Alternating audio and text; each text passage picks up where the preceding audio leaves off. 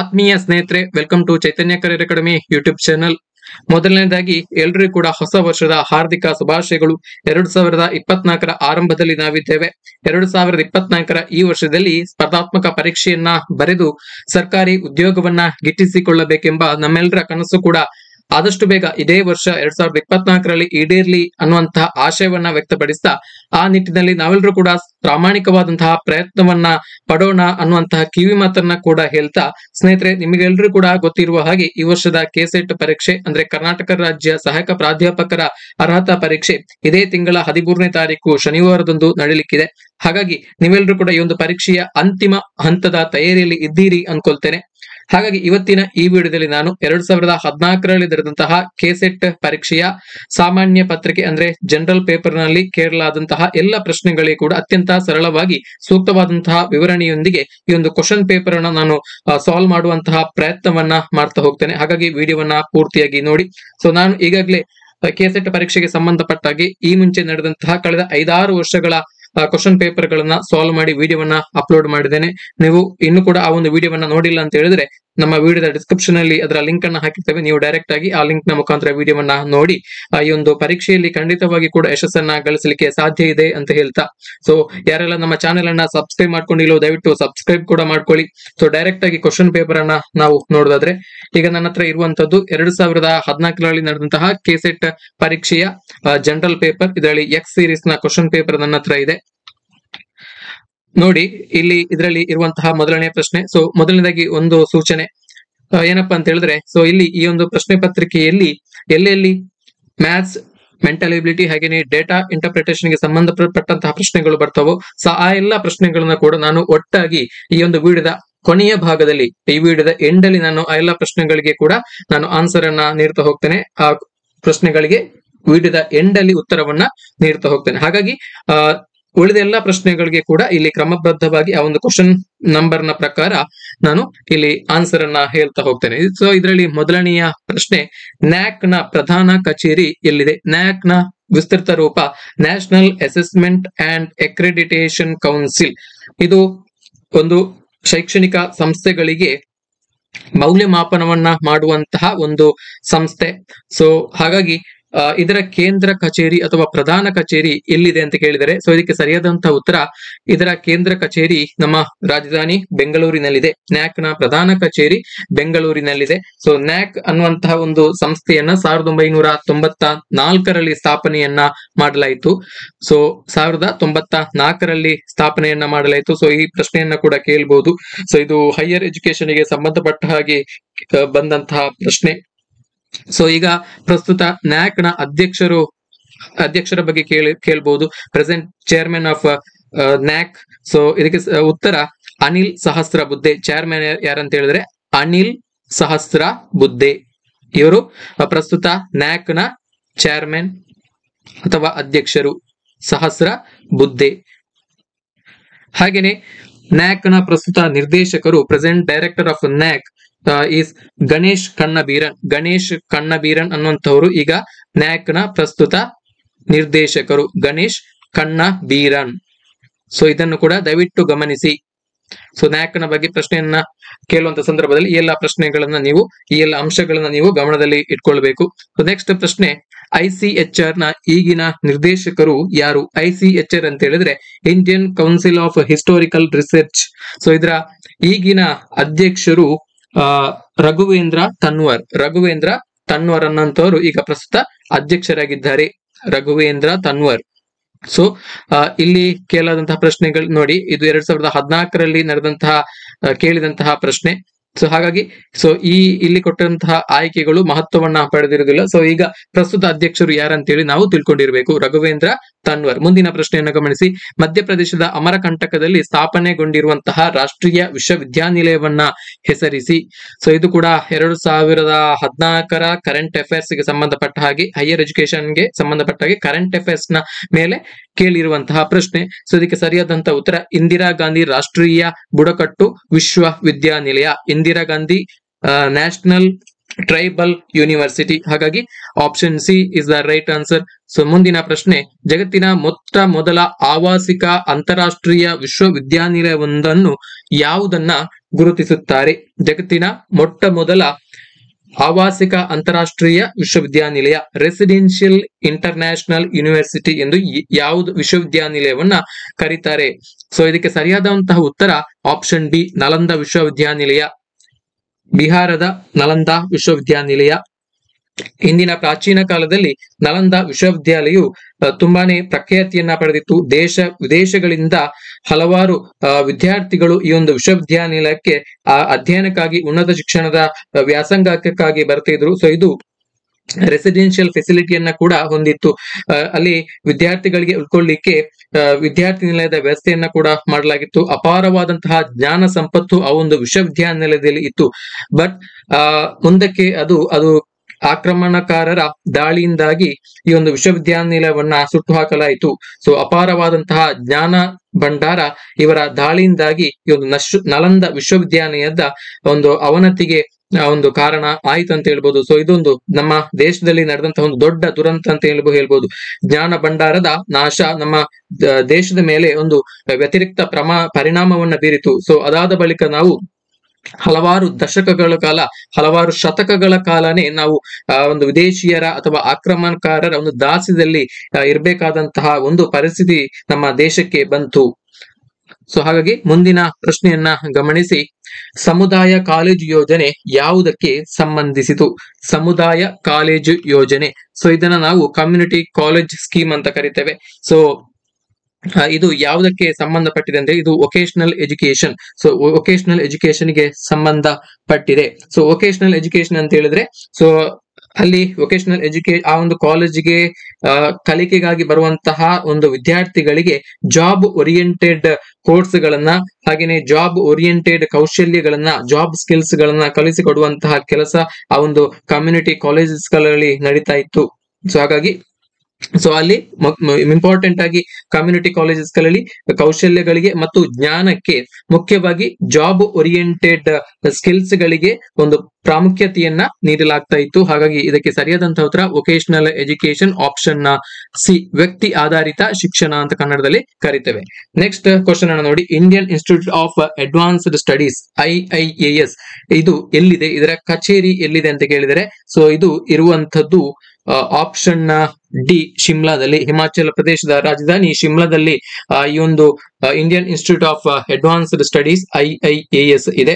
So ಹಾಗೇನೆ ಇದರ ಪ್ರಕಾರ ಇದೇ ತರ ಬೇರೆ ಪ್ರಶ್ನೆಯನ್ನ ಕೂಡ ಕೇಳ್ಬೋದು. Indian institute of science IISc ಇದರ ಕೇಂದ್ರ ಕಚೇರಿ ಅಥವಾ IISc ಇರುವಂತದ್ದು ನಮ್ಮ ಬೆಂಗಳೂರಿನಲ್ಲಿ. ಹಾಗೇನೆ ISRO ಅಂದ್ರೆ ಇಸ್ರೋ ಇರುವಂತದ್ದು ಕೂಡ ಬೆಂಗಳೂರಿನಲ್ಲಿ. ಸೊ ಇಂತಹ ಪ್ರಶ್ನೆಯನ್ನು ಕೂಡ ಕೇಳ್ಬೋದು. ದಯವಿಟ್ಟು ಗಮನವಿಟ್ಟು ನೋಡಿ. ಮುಂದಿನ ಪ್ರಶ್ನೆಯನ್ನ ಗಮನಿಸಿ.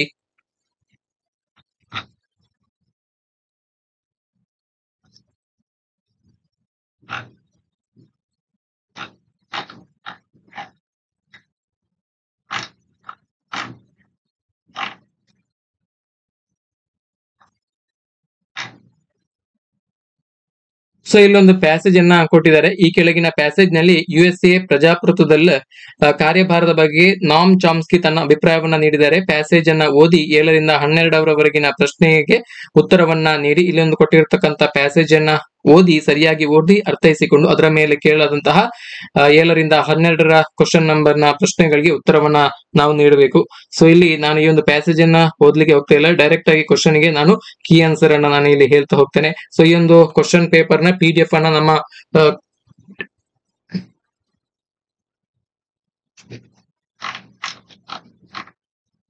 ಮುಂದಿನ ಪ್ರಶ್ನೆ. ಸೊ ಇಲ್ಲಿ ಒಂದು ಪ್ಯಾಸೇಜ್ ಅನ್ನ ಕೊಡಲಾಗಿದೆ. ಈ ಕೆಳಗಿನ ಪ್ಯಾಸೇಜ್ ನಲ್ಲಿ USA ಯಲ್ಲಿ ಪ್ರಜಾಪ್ರಭುತ್ವದ ಕಾರ್ಯಭಾರದ ಬಗ್ಗೆ ನಾಮ್ ಚಾಮ್ಸ್ಕಿ ತನ್ನ ಅಭಿಪ್ರಾಯವನ್ನ ನೀಡಿದ್ದಾರೆ. ಈ ಪ್ಯಾಸೇಜ್ ಅನ್ನ ಓದಿ 7 ರಿಂದ 12ರ ತನಕದ ಪ್ರಶ್ನೆಗಳನ್ನ ಉತ್ತರಿಸಿ ಅಂತ ಹೇಳಿದ್ದಾರೆ. ಸೊ ಇಲ್ಲಿ ಒಂದು ಪ್ಯಾಸೇಜ್ ಅನ್ನ ಕೊಡಲಾಗಿದೆ. ಸೊ ಈ ಒಂದು ಪ್ಯಾಸೇಜ್ ಅನ್ನ ಸಂಪೂರ್ಣವಾಗಿ ಓದಿ ಅದನ್ನ ಅರ್ಥೈಸಿಕೊಂಡು ಈ ಪ್ಯಾಸೇಜ್ ನ ಮೇಲೆ ಕೇಳಲಾದಂತಹ ಎಲ್ಲ ಪ್ರಶ್ನೆಗಳಿಗೆ ಕೂಡ ನೀವು ಉತ್ತರವನ್ನ ಬರೀಬೇಕು, ಉತ್ತರವನ್ನ ನೀವು ನೀಡಬೇಕು. ಸೊ ನಾನಿಲ್ಲಿ ಈ ಒಂದು ಪ್ಯಾಸೇಜ್ ಅನ್ನ ಓದ್ಲಿಕ್ಕೆ ಹೋಗ್ತಾ ಇಲ್ಲ, ಡೈರೆಕ್ಟ್ ಆಗಿ ಈ ಒಂದು ಕೀ ಆನ್ಸರ್ ಅನ್ನ ನಾನಿಲ್ಲಿ ಕೊಡ್ತಾ ಹೋಗ್ತೇನೆ. ನೋಡಿ ಇಲ್ಲಿ ಕ್ವಶನ್ ನಂಬರ್ 7 ಅಲ್ಲಿ ಏನ್ ಹೇಳಿದ್ದಾರೆ ಅಂತ ಹೇಳಿದ್ರೆ, ಬಂಡವಾಳಶಾಹಿ ಪ್ರಜಾಪ್ರಭುತ್ವದ ಬಗ್ಗೆ ಚಾಮ್ಸ್ಕಿ ಅವರ ಅಭಿಪ್ರಾಯವೇನು? ಸೊ ಇದಕ್ಕೆ ಸರಿಯಾದಂತಹ ಉತ್ತರ ಆಪ್ಷನ್ ಬಿ, ಬೆಂಬಲಿಸುತ್ತಾರೆ. ಅಮೆರಿಕದ ನಾಗರಿಕರನ್ನು ಕಾಡುತ್ತಿರುವಂತಹ ವಿಷಯ ಯಾವುದು? ಸೊ ಇದಕ್ಕೆ ಸರಿಯಾದಂತಹ ಉತ್ತರ ಆಪ್ಷನ್ ಬಿ, ನೌಕರಿ. ಮುಂದಿನ ಪ್ರಶ್ನೆಯನ್ನು ಗಮನಿಸಿ. ಯುರೋಪಿನಲ್ಲಿ ಆರ್ಥಿಕ ವ್ಯವಸ್ಥೆ ಯಾವ ರೀತಿಯದ್ದು? ಇದಕ್ಕೆ ಸರಿಯಾದಂತಹ ಉತ್ತರ ಆಪ್ಷನ್ ಸಿ, ಜಾಗತಿಕ ಹಣಕಾಸಿನ ಸಂಸ್ಥೆಗಳನ್ನು ಅವಲಂಬಿಸಿದೆ. ಅಮೆರಿಕದ ಆರೋಗ್ಯ ಪಾಲನಾ ಪದ್ಧತಿಯ ಬಗ್ಗೆ ಚಾಮ್ಸ್ಕಿ ಅವರ ನಿಲುವೇನು? ಇದಕ್ಕೆ ಸರಿಯಾದಂತಹ ಉತ್ತರ ಆಪ್ಷನ್ ಎ, ಹಗರಣ ಪೂರಿತ. ಅಮೆರಿಕದಲ್ಲಿ ಕೊರತೆಯನ್ನು ನೀಗಿಸಲು ಯಾವ ಸಲಹೆಯನ್ನು ಇಲ್ಲಿ ನೀಡಲಾಗುತ್ತದೆ? ಇದಕ್ಕೆ ಸರಿಯಾದಂತಹ ಉತ್ತರ ಆಪ್ಷನ್ ಎ, ಯುರೋಪಿನ ಆರೋಗ್ಯ ಪಾಲನೆ ತರಹ. ಮುಂದಿನ ಪ್ರಶ್ನೆ, ವಾಲ್ ಸ್ಟ್ರೀಟ್ ಜರ್ನಲ್ಗೆ ಯಾವ ವಿಷಯ ಆಘಾತವನ್ನು ಉಂಟು ಮಾಡಿದೆ? ಸೊ ಇದಕ್ಕೆ ಸರಿಯಾದಂತಹ ಉತ್ತರ ಆಪ್ಷನ್ ಡಿ, ಯುರೋಪಿನಲ್ಲಿ ಪ್ರಜಾಪ್ರಭುತ್ವದ ಕಣ್ಮರೆ. ಆಪ್ಷನ್ ಡಿ ಸರಿಯಾದಂತಹ ಉತ್ತರ. ಸೊ ಮುಂದಿನ ಪ್ರಶ್ನೆ ನೋಡಿ, ಈ ಪ್ರಶ್ನೆ ಕ್ವಶನ್ ನಂಬರ್ 13. ಈಕೆ ಪ್ರಶ್ನೆ ಮ್ಯಾಥ್ಸ್ ಗೆ ಸಂಬಂಧಪಟ್ಟಿರುವಂತಹ ಕ್ವಶನ್. ನಾನು ಈಗಾಗಲೇ ಹೇಳಿದಾಗೆ ಮ್ಯಾಥ್ಸ್, ಮೆಂಟಲ್ ಎಬಿಲಿಟಿ ಹಾಗೆ ಡೇಟಾ ಇಂಟರ್ಪ್ರಿಟೇಷನ್ ಗೆ ಸಂಬಂಧಪಟ್ಟಿರುವಂತಹ ಎಲ್ಲ ಪ್ರಶ್ನೆಗಳನ್ನು ಕೂಡ ನಾನು ಈ ವಿಡಿಯೋದ ಕೊನೆಯ ಭಾಗದಲ್ಲಿ ಸಾಲ್ವ್ ಮಾಡ್ತಾ ಹೋಗ್ತೇನೆ. ಹಾಗಾಗಿ ಇಲ್ಲಿ ದಯವಿಟ್ಟು ಗಮನಿಸಿ, ದಯವಿಟ್ಟು ಸಹಕರಿಸಿ. ನೋಡಿ, ಎಲ್ಲ ಪ್ರಶ್ನೆಗಳು ಕೂಡ ಕ್ವಶನ್ ನಂಬರ್ 24ರ ತನಕ ಇರುವಂತಹ ಎಲ್ಲ ಪ್ರಶ್ನೆಗಳು ಕೂಡ ಮ್ಯಾಥ್ಸ್, ಮೆಂಟಲ್ ಎಬಿಲಿಟಿ ಹಾಗೇನೆ ಡೇಟಾ ಇಂಟರ್ಪ್ರಿಟೇಷನ್ ಗೆ ಸಂಬಂಧಪಟ್ಟಿರುವಂತಹ ಪ್ರಶ್ನೆಗಳಾಗಿರೋದ್ರಿಂದ ಅದನ್ನ ಕೊನೆಯ ಭಾಗದಲ್ಲಿ ಸಾಲ್ವ್ ಮಾಡ್ತೇನೆ. 25ನೇ ಪ್ರಶ್ನೆ, ಸಾರಾಂಶ ಆಧಾರಿತ ಮೌಲ್ಯಮಾಪನ ಎಂದರೇನು? ಸಾರಾಂಶ ಆಧಾರಿತ ಮೌಲ್ಯಮಾಪನ ಎಂದರೇನು? What is summative evaluation? Summative evaluation. So ನಿಮಗೆ ಕನ್ನಡ ವರ್ಷನ್ ಇರುವಂತಹ ಪ್ರಶ್ನೆಗಳು ಸರಿಯಾಗಿ ಗೊತ್ತಾಗಿಲ್ಲ ಅಂತ, ಅರ್ಥ ಆಗಿಲ್ಲ ಅಂತ ಹೇಳಿದ್ರೆ ನೀವು ಡೈರೆಕ್ಟ್ ಆಗಿ ಇಂಗ್ಲಿಷ್ ವರ್ಷನ್ ಅಲ್ಲಿ ಇರುವಂತಹ ಕ್ವಶನ್ ಅನ್ನ ರೆಫರ್ ಮಾಡಬಹುದು. What is summative evaluation? So summative evaluation, it refers to, it is basically an impact study.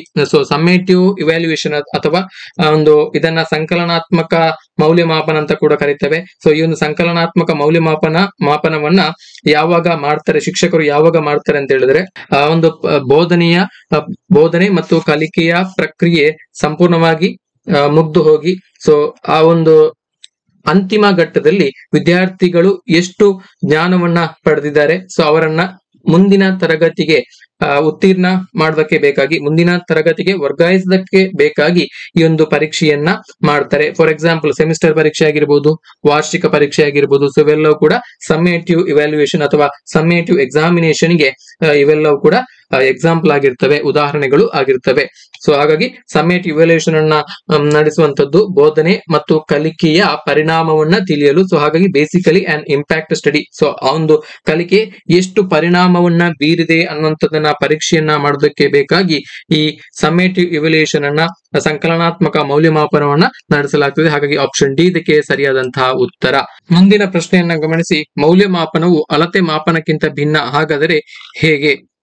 So ಇಲ್ಲಿ ನೋಡಿ, evaluation is different from measurement if. So how? ಮೌಲ್ಯಮಾಪನವು ಅಳತೆ ಮಾಪನಕ್ಕಿಂತ ಭಿನ್ನ, ಯಾವ ರೀತಿಯಲ್ಲಿ ಭಿನ್ನ? ಮೌಲ್ಯಮಾಪನ ಅನ್ನುವಂಥದ್ದು ಕಲಿಕಾರ್ಥಿಯ ಸರ್ವತೋಮುಖ ಒಂದು ಪ್ರಗತಿಯನ್ನ ಮಾಪನ ಮಾಡುವಂತಹ ಒಂದು ವಿಧಾನ. ಆತನ ಗುಣಾತ್ಮಕ ಮತ್ತು ಪರಿಮಾಣಾತ್ಮಕ ಕಲಿಕೆಯಲ್ಲಿ ಆದಂತಹ ಬೆಳವಣಿಗೆ ಅಥವಾ ಪ್ರಗತಿಯನ್ನ ಮಾಪನ ಮಾಡುವಂತಹ ಒಂದು ವಿಧಾನ. ಆದ್ರೆ ಅಳತೆ ಮಾಪನ ಅನ್ನುವಂಥದ್ದು ಕೇವಲ ಅದು ಪರಿಮಾಣಾತ್ಮಕ ಒಂದು ನಿರ್ಣಯವನ್ನ ಮಾತ್ರ ಮಾಡ್ತದೆ, ಪರಿಮಾಣಾತ್ಮಕ ನಿರ್ಣಯವನ್ನ ಮಾತ್ರ ಮಾಡ್ತದೆ. ಹಾಗಾಗಿ ಇಲ್ಲಿ ಮೌಲ್ಯಮಾಪನ ಅಳತೆ ಮಾಪನಕ್ಕಿಂತ ಯಾವ ರೀತಿಯಲ್ಲಿ ಭಿನ್ನ ಅಂತ ಹೇಳಿದ್ರೆ, ಸೊ ಇದು ಪರಿಪೂರ್ಣ ನಿರ್ಣಯದ ಪ್ರಕ್ರಿಯೆ. ಮೌಲ್ಯಮಾಪನ ಅನ್ನುವಂಥದ್ದು ಪರಿಪೂರ್ಣ ನಿರ್ಣಯದ ಪ್ರಕ್ರಿಯೆ. It is A comprehensive process of judging. ಒಬ್ಬ ಕಲಿಕಾರ್ಥಿಯ ಬಗ್ಗೆ ಸರ್ವತೋಮುಖ ವಿಸ್ತೃತವಾಗಿ ಆತನ ಪ್ರಗತಿಯನ್ನ ನಿರ್ಧಾರ ಮಾಡುವಂತಹ, ನಿರ್ಣಯ ಮಾಡುವಂತಹ ಪ್ರಕ್ರಿಯೆ. ಹಾಗಾಗಿ ಆಪ್ಷನ್ ಬಿ ಇದಕ್ಕೆ ಸರಿಯಾದಂತಹ ಉತ್ತರ ಆಗುತ್ತೆ. ಸೊ ಮುಂದಿನ ಪ್ರಶ್ನೆಯನ್ನ ಗಮನಿಸಿ. ಈ ಕೆಳಗಿನವುಗಳಲ್ಲಿ ಒಂದು ಕಲಿಕೆಯ ಮೂಲಭೂತ ಅಂಶ ಯಾವುದು ಅಂತ ಹೇಳಿದರೆ, ಸೊ ಇಲ್ಲಿ ಗಮನಿಸಿ, ಅಳವಡಿಕೆ, ಗ್ರಹಿಕೆ, ಸಂಜ್ಞಾನ ಹಾಗೇನೆ ಶಿಕ್ಷಣ ಸಾಧನ. ಸೊ ಇಲ್ಲಿ ಕಲಿಕೆಯ ಮೂಲಭೂತ ಅಂಶ ಯಾವುದು ಅನ್ನುವಂತ ಕೇಳಿದರೆ, one of the following is related to fundamentals of learning. So which is the fundamental of learning? Cognition ಅಂತ ಹೇಳಿದ್ರೆ ಅರಿವು ಅಥವಾ ಸಂಜ್ಞಾನ ಅಂತ ಹೇಳಿ ಕರಿತೇವೆ. ಸೊ ಇದು ಒಂದು ಕಲಿಕೆಯ ಮೂಲಭೂತ ಅಂಶಗಳಲ್ಲಿ ಒಂದು ಸಂಜ್ಞಾನ ಅಂತ ಕರಿತೇವೆ. ಹಾಗಾಗಿ ಆಪ್ಷನ್ ಸಿ ಸರಿಯಾದಂತಹ ಉತ್ತರ. ಮುಂದಿನ ಪ್ರಶ್ನೆ, ಇವುಗಳು ಶೈಕ್ಷಣಿಕ ವಿಷಯದ ರಚನೆಯ ಮೂಲಭೂತ ಅಂಶಗಳು. ಶೈಕ್ಷಣಿಕ ವಿಷಯದ ರಚನೆಯ ಮೂಲಭೂತ ಅಂಶಗಳು. These are fundamentals of course design. Course design ನ ಫಂಡಮೆಂಟಲ್ಸ್ ಗಳು ಯಾವ ಅಂತ ಕೇಳಿದರೆ, ಸೊ ಇದಕ್ಕೆ ಸರಿಯಾದಂತಹ ಉತ್ತರ ಕೋರ್ಸ್ ಡಿಸೈನ್ ನ ಮೂಲಭೂತವಾದಂತಹ ಅಂಶಗಳು ಗೋಲ್ಸ್ ಅಂದ್ರೆ ಗುರಿ, ಕಂಟೆಂಟ್ ವಿಷಯ, ಕಾಂಟೆಕ್ಸ್ಟ್ ಅಂತ ಹೇಳಿದ್ರೆ ಸಂದರ್ಭ, ಮೆಥಡ್ಸ್ ವಿಧಾನ, ಹಾಗೇನೆ ಇದನ್ನ ಮೌಲ್ಯಮಾಪನ ಮಾಡುವಂತದ್ದು. ಸೊ ಇವೆಲ್ಲವೂ ಕೂಡ fundamentals of course design. Course design ನ ಒಂದು ಮೂಲಭೂತವಾದಂತಹ ಒಂದು ಕೋರ್ಸ್ ಅನ್ನ ಡಿಸೈನ್ ಮಾಡಬೇಕಿದ್ರೆ ಸೊ ಅದರಲ್ಲಿ ಮೂಲಭೂತವಾಗಿರುವಂತಹ ಈ ಎಲ್ಲ ಅಂಶಗಳನ್ನ ಪರಿಗಣನೆ ಮಾಡಿಕೊಂಡು ಒಂದು ಪಠ್ಯಕ್ರಮವನ್ನ ಅಥವಾ ಒಂದು ಕೋರ್ಸ್ ಅನ್ನ ಒಂದು ಫ್ರೇಮ್ ಅನ್ನ ಮಾಡಬೇಕು. ಹಾಗಾಗಿ ಆಪ್ಷನ್ ಬಿ ಸರಿಯಾದಂತಹ ಉತ್ತರ. ಮುಂದಿನ ಪ್ರಶ್ನೆಯನ್ನ ಗಮನಿಸಿ, ತರಗತಿಯಲ್ಲಿ ಯಾವ ರೀತಿಯ ಶಾಬ್ದಿಕ ಸಂವಹನ ಬಳಸಲಾಗುತ್ತದೆ? ಯಾವ ರೀತಿಯ ಶಾಬ್ದಿಕ ಸಂವಹನ ವರ್ಬಲ್ ಕಮ್ಯುನಿಕೇಶನ್ ಅನ್ನ ಬಳಸಲಾಗುತ್ತದೆ ಅನ್ನುವಂತಹ ಪ್ರಶ್ನೆಯನ್ನ ಇಲ್ಲಿ ಕೇಳಲಾಗಿದೆ.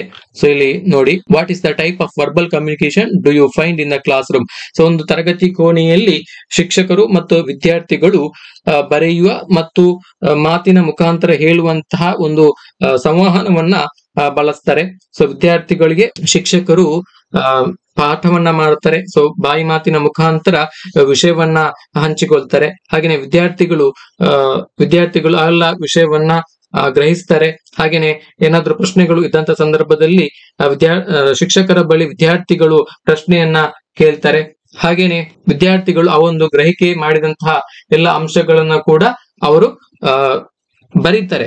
ಸೊ ಇಂತಹದ್ದು ಒಂದು ಕಮ್ಯುನಿಕೇಶನ್, ಈ ತರ ಒಂದು ಸಂಪರ್ಕ ಅಥವಾ ಸಂವಹನ ನಡೆಯೋದ್ರಿಂದ ಸೊ ನಾವು ತರಗತಿ ಕೋಣೆಯಲ್ಲಿ ನಡೆಯುವಂತದ್ದು ಬೋತ್ ಸ್ಪೋಕನ್ ಅಂಡ್ ರಿಟರ್ನ್ ಈ ಒಂದು ಇದಂತ ಹೇಳ್ಬೋದು, ಈ ಒಂದು ಸಂವಹನ ನಡೀತದೆ ಅಂತ ಹೇಳ್ಬೋದು. ಹಾಗಾಗಿ ಆಪ್ಷನ್ ಬಿ ಇದಕ್ಕೆ ಸರಿಯಾದಂತಹ ಉತ್ತರ. ಮುಂದಿನ ಪ್ರಶ್ನೆಯನ್ನ ಗಮನಿಸಿ, ತರಗತಿಯ ಶಿಕ್ಷಣದಲ್ಲಿ ಸಿಮ್ಯಾಂಟಿಕ್ಸ್ ಎಂದರೆ ಏನರ್ಥ? ತರಗತಿ ಶಿಕ್ಷಣದಲ್ಲಿ ಸಿಮ್ಯಾಂಟಿಕ್ಸ್ ಎಂದರೆ ಏನರ್ಥ ಅನ್ನುವಂತಹ ಪ್ರಶ್ನೆಯನ್ನ ಇಲ್ಲಿ ಕೇಳಲಾಗಿದೆ. ಸೊ ಇಲ್ಲಿ ನೋಡಿ, ಇಂಗ್ಲಿಷ್ ವರ್ಷನ್ ಅನ್ನು ನೋಡಿ. What is meant by ಸಿಮ್ಯಾಂಟಿಕ್ಸ್ in class room teaching? ಸಿಮ್ಯಾಂಟಿಕ್ಸ್ ನ ಬಗ್ಗೆ ಕೇಳಿದರೆ, ಸೊ ಕ್ಲಾಸ್ ರೂಮ್ ನ ಸನ್ನಿವೇಶದಲ್ಲಿ, ತರಗತಿ ಬೋಧನೆಯ ಸನ್ನಿವೇಶದಲ್ಲಿ ಸಿಮ್ಯಾಂಟಿಕ್ಸ್ ಅನ್ನುವಂತಹ ಪದ ಯಾವ ಅರ್ಥವನ್ನ ಕೊಡ್ತದೆ ಅನ್ನುವಂತ ಪ್ರಶ್ನೆ. ಸೊ ಇದಕ್ಕೆ ಸರಿಯಾದಂತಹ ಉತ್ತರ it concerns verbal and non verbal codes. It concerns verbal and non verbal codes. ಇದು ಎರಡು ಕೂಡ ಶಾಬ್ದಿಕ ಮತ್ತು ಅಶಾಬ್ದಿಕ ಕೋಡ್ಸ್ ಗಳನ್ನ ಒಳಗೊಂಡಿದೆ. ಹಾಗಾಗಿ ಆಪ್ಷನ್ ಸಿ ಇದಕ್ಕೆ ಸರಿಯಾದಂತಹ ಉತ್ತರ. ಸೊ ಇಲ್ಲಿ ಸಿಮ್ಯಾಂಟಿಕ್ಸ್ ಅಂತ ಹೇಳಿದ್ರೆ ಸ್ಟಡಿ ಆಫ್ ಮೀನಿಂಗ್ ಅಂತ ಹೇಳುವಂತಹ ಒಂದು ಅರ್ಥವನ್ನ ಕೊಡ್ತದೆ. ಮುಂದಿನ ಪ್ರಶ್ನೆ, the warming of earth due to atmospheric gas is known as. So ಇದನ್ನ ನಾವು ಏನಂತ ಕರಿತೇವೆ? ವಾತಾವರಣದಲ್ಲಿರುವಂತಹ ಅನಿಲಗಳ ಕಾರಣದಿಂದ ಭೂಮಿ ಬಿಸಿಯಾಗುವುದನ್ನ ಏನೆಂದು ಕರೆಯುತ್ತಾರೆ? ಸೊ ಇದನ್ನ ನಾವು ಹಸಿರು ಮನೆ ಪರಿಣಾಮ, ಗ್ರೀನ್ ಹೌಸ್ ಎಫೆಕ್ಟ್ ಅಂತ ಹೇಳಿ ಕರಿತೇವೆ. ಹಾಗಾಗಿ ಆಪ್ಷನ್ ಸಿ ಸರಿಯಾದಂತಹ ಉತ್ತರ. ವೈಜ್ಞಾನಿಕವಾಗಿ ಓಝೋನ್ ಅನ್ನ ಗುರುತಿಸುವಂತಹ ವಿಧಾನ, ವೈಜ್ಞಾನಿಕವಾಗಿ ನಾವು ಓಝೋನ್ ಅನ್ನ O3 ಅನ್ನುವಂತಹ ಒಂದು ರಾಸಾಯನಿಕ ಸಂಕೇತದಿಂದ ಗುರುತಿಸ್ತೇವೆ. ಮುಂದಿನ ಪ್ರಶ್ನೆ, ಮೊಸಳೆಗಳು ಸೂರ್ಯ ಸ್ನಾನ ಮಾಡುವ ಕಾರಣ? ಮೊಸಳೆಗಳು ಸನ್ ಬಾತ್ ಅನ್ನ ಮಾಡ್ತವೆ. ಸೊ ಇದಕ್ಕೆ ಮುಖ್ಯವಾದಂತಹ ಕಾರಣ ಏನು? ಯಾವ ಕಾರಣಕ್ಕಾಗಿ ಬೇಕಾಗಿ ಮೊಸಳೆಗಳು ಸೂರ್ಯನಿಗೆ ಮೈಯೊಡ್ಡಿ ಸೂರ್ಯನ ಶಾಖವನ್ನ ತೆಗೊಳ್ತವೆ ಅನ್ನುವಂತ ಪ್ರಶ್ನೆ. ಸೊ ಇದಕ್ಕೆ ಸರಿಯಾದಂತಹ ಉತ್ತರ ದೇಹದ ಶಾಖವನ್ನ ಹೆಚ್ಚಿಸಿಕೊಳ್ಳುವುದು. ಸೊ ಮೊಸಳೆ ಒಂದು ಸರೀಸೃಪ ಜೀವಿ, ಸರೀಸೃಪಕ್ಕೆ ಉದಾಹರಣೆ.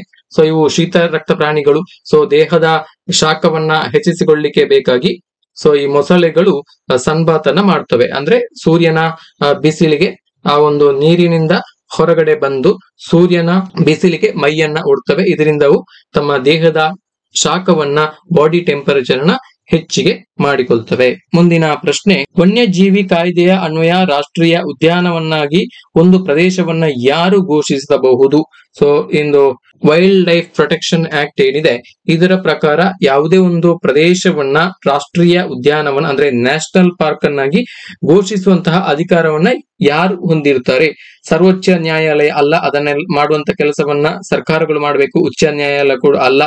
ಸೊ ಇದನ್ನ ಮಾಡಬೇಕಾದಂತಹ ಕೆಲಸ ರಾಜ್ಯ ಸರ್ಕಾರದ್ದು. ಸೊ ಇಲ್ಲಿ ನೀವು ಕೇಂದ್ರ ಸರ್ಕಾರ ಅಂತ ಹೇಳಿ ಬರಿಬೇಡಿ. ಇಲ್ಲಿ ನ್ಯಾಷನಲ್ ಪಾರ್ಕ್ ಅಂತ ಬಂದ ತಕ್ಷಣ ಇದು ಕೇಂದ್ರ ಸರ್ಕಾರ ಆಗಿರ್ಬೋದು ಅನ್ನುವಂತಹ ಒಂದು ಆಲೋಚನೆಯನ್ನ ಮಾಡಿ ಕೇಂದ್ರ ಕೇಂದ್ರ ಸರ್ಕಾರ ಅಂತ ಹೇಳಿ ಬರೀಲಿಕ್ಕೆ ಹೋಗಬೇಡಿ. ಸೊ ಇದಕ್ಕೆ ಸರಿಯಾದಂತಹ ಉತ್ತರ ರಾಜ್ಯ ಸರ್ಕಾರ.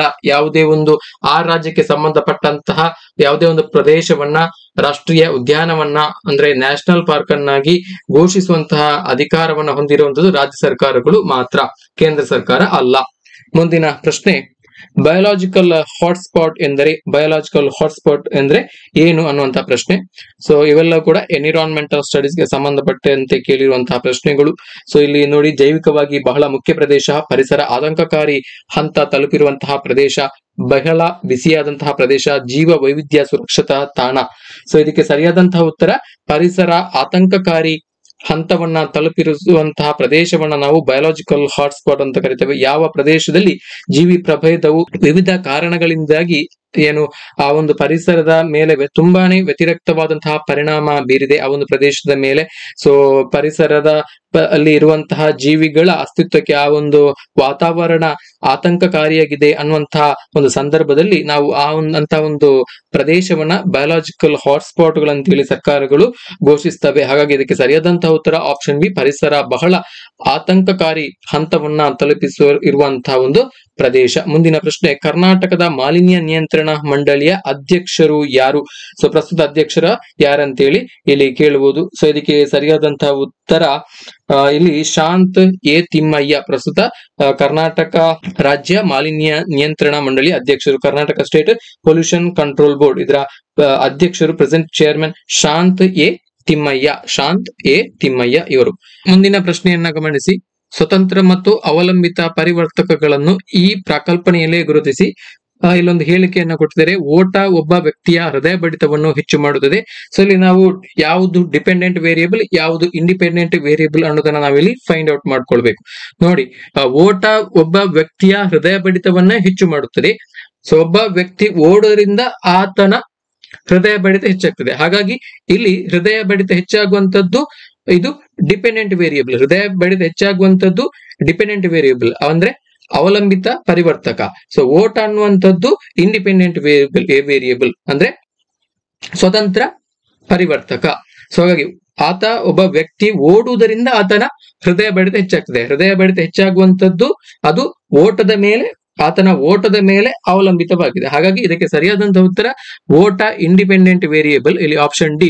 ಹಾಗೇನೆ ಹೃದಯ ಬಡಿತ ಡಿಪೆಂಡೆಂಟ್ ವೇರಿಯೇಬಲ್, ಆಪ್ಷನ್ ಡಿ ಸರಿಯಾದಂತಹ ಉತ್ತರ. ಮುಂದಿನ ಪ್ರಶ್ನೆ, ಕ್ರಿಕೆಟ್ ಸ್ಕೋರ್ ಯಾವ ರೀತಿಯ ಪರಿವರ್ತಕ? ಕ್ರಿಕೆಟ್ ಸ್ಕೋರ್ ಯಾವ ರೀತಿಯ ವೇರಿಯೇಬಲ್ ಅಂತ ಹೇಳಿ ಕೇಳ್ತಾರೆ. Cricket score is A which type of variable? So ಇದಕ್ಕೆ ಸರಿಯಾದಂತಹ ಉತ್ತರ ಆಪ್ಷನ್ ಬಿ, ನಿಬಂಧನೆಗೆ ಒಳಪಟ್ಟಂತಹ ಪರಿವರ್ತಕ ಅಥವಾ ಡಿಸ್ಕ್ರೀಟ್ ವೇರಿಯೇಬಲ್ ಅಂತ ಹೇಳಿ ಕರಿತೇವೆ. ಸೊ ಇಲ್ಲಿ ಡಿಸ್ಕ್ರೀಟ್ ವೇರಿಯೇಬಲ್ ಅಂತ ಹೇಳಿದ್ರೆ ಏನಂತ ಹೇಳಿದ್ರೆ, so A discrete variable can assume only A finite number of real values within A given interval. ಅಂದ್ರೆ ಸೊ ಈ ಒಂದು ಯಾವುದೇ ಒಂದು ವ್ಯಾಲ್ಯೂ ಏನಿದೆ, ಈ ಒಂದು ಡಿಸ್ಕ್ರೀಟ್ ವೇರಿಯೇಬಲ್ ವ್ಯಾಪ್ತಿಯಲ್ಲಿ ಬರುವಂತಹ ವ್ಯಾಲ್ಯೂ ಏನಿದೆ, ಇಷ್ಟು ಓವರ್ ಅಲ್ಲಿ ಇಷ್ಟು ಸ್ಕೋರ್ ಅನ್ನುವಂತಹ ಪರಿಕಲ್ಪನೆ ಇದರಲ್ಲಿ ಬರುವುದರಿಂದ ಸೊ ಒಂದು ಲಿಮಿಟ್ ಇದೆ, ಅದು ಏನು ನಿಬಂಧನೆಗೆ ಒಳಪಟ್ಟಿದೆ. ಸೊ ಹಾಗಾಗಿ ಇದು ಒಂದು ನಿಬಂಧನೆಗೆ ಒಳಪಟ್ಟಂತಹ ಪರಿವರ್ತಕ ಅಥವಾ ಡಿಸ್ಕ್ರಿಟ್ ವೇರಿಯೇಬಲ್. ಸೊ ಹಾಗೇನೆ ಪರೀಕ್ಷೆಯಲ್ಲಿ ಗಳಿಸಿದಂತಹ ಅಂಕಗಳು ಕೂಡ ಇದಕ್ಕೆ ಎಕ್ಸಾಂಪಲ್ ಆಗ್ತವೆ. ಪರೀಕ್ಷೆಯಲ್ಲಿ ಗಳಿಸಿದಂತಹ ಅಂಕಗಳು ಅಂದ್ರೆ ಪರೀಕ್ಷೆಯಲ್ಲಿ ಗಳಿಸುವಂತಹ ಅಂಕಗಳು ಹೇಗಿರ್ತದೆ ಅಂತ ಹೇಳಿದ್ರೆ, out of 100 how much he got the score, 100ರಲ್ಲಿ ಎಷ್ಟು ಅಂಕಗಳನ್ನ ಗಳಿಸಿದ್ದಾನೆ. ಸೊ ಹಾಗಾಗಿ ಇಲ್ಲಿ ಒಂದು ನಿಬಂಧನೆ ಇದೆ, ಮ್ಯಾಕ್ಸಿಮಮ್ 100 ಅಲ್ಲಿ ಎಷ್ಟು ಅಂಕಗಳನ್ನ ಗಳಿಸಿದ್ದಾನೆ. ಇದು ಕೂಡ ಒಂದು ಡಿಸ್ಕ್ರೀಟ್ ವೇರಿಯೇಬಲ್ ಅಂತ ಹೇಳ್ಬೋದು, ನಿಬಂಧನೆಗೆ ಒಳಪಟ್ಟಂತಹ ಪರಿವರ್ತಕ. ಹಾಗಾಗಿ ಆಪ್ಷನ್ ಬಿ ಸರಿಯಾದಂತಹ ಉತ್ತರ. ಮುಂದಿನ ಪ್ರಶ್ನೆಯನ್ನ ಗಮನಿಸಿ, ಪರಿವೀಕ್ಷಕ ಅಂಕ ಮತ್ತು ನಿರೀಕ್ಷಿಕ ಅಂಕಗಳ ವಿಶ್ಲೇಷಣೆಗೆ ಸಹಕಾರಿಯಾದ ಪರೀಕ್ಷೆ ಯಾವುದು ಅಂತ ಕೇಳಿದರೆ, ಪರಿವೀಕ್ಷಕ ಅಂಕ ಮತ್ತು ನಿರೀಕ್ಷಿತ ಅಂಕಗಳ ಇದಕ್ಕೆ ಸಂಬಂಧಪಟ್ಟ ಹಾಗೆ ಒಂದು ರಿಲೇಷನ್ ಅನ್ನ ನೀಡುವಂತಹ ಒಂದು ಪರೀಕ್ಷೆ ಯಾವುದಂತ ಕೇಳಿದರೆ, one test that helps analyse observed frequency and expected frequency. ಇದನ್ನು ನಾವು ಏನಂತ ಕರಿತೇವೆ ಅಂತಂದ್ರೆ ಕೈ ಸ್ಕ್ವೇರ್ ಟೆಸ್ಟ್ ಅಂತ ಹೇಳಿ ಕರಿತೇವೆ. ಆಪ್ಷನ್ ಡಿ, ಕೈ ಸ್ಕ್ವೇರ್ ಟೆಸ್ಟ್. ಸೊ ಇಲ್ಲಿ ಕೈ ಸ್ಕ್ವೇರ್ ಟೆಸ್ಟ್, ಸೊ ಇದರ ಸೂತ್ರ ಈ ತರ ಇದೆ. ಸೊ ಇಲ್ಲಿ ಈ ಎಕ್ಸ್ ಅನ್ನ ಕೈ ಅಂತ ಕರಿತೇವೆ. ಸೊ ಇದೊಂದು Greek letter, Greek alphabet. So ಇದರ ಝೈ ಅಲ್ಲ ಖೈ, ಇದನ್ನ ಕೈ ಅಂತ ಕರಿತೇವೆ. So chi equal to summation of observed value minus expected value divided by expected value whole square. So ಇದನ್ನ ಮಾಡಿದ್ರೆ ಈ ಒಂದು ಸೂತ್ರವನ್ನು ನಾವು ಕೈ ಸ್ಕ್ವೇರ್ ಟೆಸ್ಟ್ ಅಂತ ಹೇಳಿ ಕರಿತೇವೆ. So observed value minus expected value divided by expected value whole square. So ಈ ಒಂದು ಸೂತ್ರವನ್ನ ನಾವು ಕೈ ಸ್ಕ್ವೇರ್ ಟೆಸ್ಟ್ ಅಂತ ಹೇಳಿ ಕರಿತೇವೆ. ಹಾಗಾಗಿ ಇದಕ್ಕೆ ಸರಿಯಾದಂತಂದ್ರೆ ಕೈ ಸ್ಕ್ವೇರ್ ಟೆಸ್ಟ್. ಮುಂದಿನ ಪ್ರಶ್ನೆ, what type is A snowball sampling? Snowball sampling ಯಾವುದಕ್ಕೆ ಉದಾಹರಣೆ ಆಗಿದೆ ಅನ್ನುವಂತಹ ಪ್ರಶ್ನೆಯನ್ನ ಕೇಳಿದರೆ ನೋಡಿ, ಗಣನೀಯ ವೃದ್ಧಿಯು ಯಾವ ರೀತಿಯ ನಮೂನೆ? ಸೊ ಇದಕ್ಕೆ ಸರಿಯಾದಂತ ಉತ್ತರ ನಾನ್ ಪ್ರೊಬ್ಯಾಬಿಲಿಟಿ ಸ್ಯಾಂಪ್ಲಿಂಗ್, ಅಂದ್ರೆ ಅಸಂಭವನೀಯ ನಮೂನೆ. ಸೊ ನಾನ್ ಪ್ರೊಬ್ಯಾಬಿಲಿಟಿ ಸ್ಯಾಂಪ್ಲಿಂಗ್ ಅಂತ ಹೇಳಿದ್ರೆ, so it's A method of selecting units from A population using A subjective method, that is non random method. ಮುಂದಿನ ಪ್ರಶ್ನೆ, ಸಾಂಸ್ಕೃತಿಕ ಮಾನವಶಾಸ್ತ್ರವನ್ನು ಅಧ್ಯಯನ ಮಾಡಲು ಹೆಚ್ಚಿನ ರೀತಿಯಲ್ಲಿ ಬಳಸುವ ಸಂಶೋಧನಾ ವಿಧಾನ ಯಾವುದು ಅನ್ನುವಂತ ಪ್ರಶ್ನೆಯನ್ನು ಕೇಳಿದರೆ, ಸೊ ಸಾಂಸ್ಕೃತಿಕ ಮಾನವಶಾಸ್ತ್ರ, ಸೊ ನಾವು ಇದನ್ನ ಅಧ್ಯಯನವನ್ನ ಮಾಡ್ಕೊಳ್ಳಿಕ್ಕೆ ಬಳಸಲಾಗುವಂತಹ ಸಂಶೋಧನಾ ವಿಧಾನ. ಸೊ ಇದು ರಿಸರ್ಚ್ ಆಪ್ಟಿಟ್ಯೂಡ್ಗೆ ಸಂಬಂಧಪಟ್ಟಂತೆ ಕೇಳಿರುವಂತಹ ಪ್ರಶ್ನೆ. ಸೊ ಇದಕ್ಕೆ ಸರಿಯಾದಂತಹ ಉತ್ತರ ಪಾರ್ಟಿಸಿಪೆಂಟ್ ಅಬ್ಸರ್ವೇಷನ್ ಆಪ್ಷನ್ ಸಿ ಇದಕ್ಕೆ ಸರಿಯಾದಂತಹ ಉತ್ತರ ಆಗುತ್ತೆ. ಮುಂದಿನ ಪ್ರಶ್ನೆಯನ್ನ ಗಮನಿಸಿ, while researching on doctor U R. Ananthamurthy, what kind of data are you collecting on the basis of interview with him? So ಇದರ ಕನ್ನಡ ವರ್ಷನ್ ಅನ್ನ ನೋಡಿ. Doctor U.R.. ಅನಂತಮೂರ್ತಿಯವರ ಬಗ್ಗೆ ಸಂಶೋಧನೆ ಮಾಡುವಂತಹ ಸಂದರ್ಭದಲ್ಲಿ ಅವರನ್ನ ಸಂದರ್ಶಿಸಿದಾಗ ದೊರಕುವ ಮಾಹಿತಿಯು ಯಾವ ರೀತಿಯದು? ಸೊ ಯಾವುದೇ ಒಬ್ಬ ಸಂಶೋಧಕ ಡಾಕ್ಟರ್ ಯು.ಆರ್. ಅನಂತಮೂರ್ತಿಯವರ ಬಗ್ಗೆ ಸಂಶೋಧನೆಯನ್ನ ಮಾಡುವಂತ ಸಂದರ್ಭದಲ್ಲಿ ಅವರನ್ನ ಸಂದರ್ಶಿಸಿ ಅವರಿಂದ ಮಾಹಿತಿಯನ್ನ ಪಡೆಯುವಂತದ್ದು ಯಾವ ರೀತಿಯ ಮಾಹಿತಿ ಅಂತ ಹೇಳಿ. ದ್ವಿತೀಯ ಹಂತದ ಮಾಹಿತಿ, ಪ್ರಾಥಮಿಕ ಹಂತದ ಮಾಹಿತಿ, ತೃತೀಯ ಹಂತದ ಮಾಹಿತಿ, ಹಾಗೇನೆ ಸೋಸಿದ ಮಾಹಿತಿ ಅಂತ ಹೇಳಿ. ಸೊ ಇದಕ್ಕೆ ಸರಿಯಾದಂತ ಉತ್ತರ, ಒಬ್ಬ ವ್ಯಕ್ತಿಯನ್ನ ಸಂದರ್ಶನ ಮಾಡುವಂತ ಸಂದರ್ಭದಲ್ಲಿ ಅದೇ ವ್ಯಕ್ತಿಯನ್ನ ಭೇಟಿ ಮಾಡಿ ಆತನಿಂದಲೇ ಅಭಿಪ್ರಾಯವನ್ನ ಪಡೆದಾಗ ಅದು ಪ್ರಾಥಮಿಕ ಮಾಹಿತಿ ಅನ್ಕೊಳ್ತದೆ. ಯಾವ ವ್ಯಕ್ತಿಯ ಬಗ್ಗೆ ನಾವು ಅಧ್ಯಯನವನ್ನ ಮಾಡ್ತೇವೋ ಅದೇ ವ್ಯಕ್ತಿಯನ್ನ ಸ್ವತಃ ಭೇಟಿಯಾಗಿ ಅವರ ಮುಖಾಂತರನೇ ಅವರ ಬಗ್ಗೆ ಅಭಿಪ್ರಾಯವನ್ನ ಸಂಗ್ರಹಿಸಿದ ನಾವು ಪ್ರಾಥಮಿಕ ಮಾಹಿತಿ ಅಂತ ಕರೀತೇವೆ. ಅಥವಾ ಅದೇ ತರ ಯಾವುದೇ ಒಬ್ಬ, ಫಾರ್ ಎಕ್ಸಾಂಪಲ್ ಯು.ಆರ್. ಅನಂತಮೂರ್ತಿಯವರ ಬಗ್ಗೆ ಇನ್ನೊಬ್ಬ ವ್ಯಕ್ತಿಯ ಅವರ ಸಹಾಯಕನ ಮುಖಾಂತರ ಅವರ ಬಗ್ಗೆ ಮಾಹಿತಿಯನ್ನ ಪಡೆದುಕೊಳ್ಳುವುದನ್ನ ನಾವು ದ್ವಿತೀಯ ಹಂತದ ಮಾಹಿತಿ, ಅಂದ್ರೆ ಅದರಲ್ಲಿ 2 ಜನ ಬರ್ತಾರೆ. ಸೊ ಅಲ್ಲಿ ಮಿಡ್ಲ್ ಅಲ್ಲಿ ಒಬ್ಬ ಮೀಡಿಯೇಟರ್ ಬರ್ತಾರೆ. ಸೊ ಇಂತಹ ಮಾಹಿತಿಯನ್ನು ನಾವು ದ್ವಿತೀಯ ಹಂತದ ಮಾಹಿತಿಯನ್ನ ಅಂತ ಕರಿತೇವೆ. ಹಾಗಾಗಿ ಆಪ್ಷನ್ ಬಿ ಸರಿಯಾದಂತಹ ಉತ್ತರ, ಪ್ರೈಮರಿ ಇನ್ಫಾರ್ಮೇಶನ್. ಮುಂದಿನ ಪ್ರಶ್ನೆ, ಪೋಸ್ಟ್ ಬ್ರಾಡ್ಕಾಸ್ಟ್ ಮೀಡಿಯಾ ಎಂದು ಯಾವುದನ್ನ ಕರೆಯುತ್ತಾರೆ? ಸೊ ಇದನ್ನ ಯಾವುದನ್ನ ಕರೀತಾರೆ ಅಂತ ಕೇಳಿದರೆ, ಸೊ ಇದನ್ನ ಸಾಮಾಜಿಕ ಮಾಧ್ಯಮ, ಸೋಷಿಯಲ್ ಮೀಡಿಯಾವನ್ನ ಪೋಸ್ಟ್ ಬ್ರಾಡ್ಕಾಸ್ಟ್ ಮೀಡಿಯಾ ಅಂತ ಹೇಳಿ ಕರೀತಾರೆ.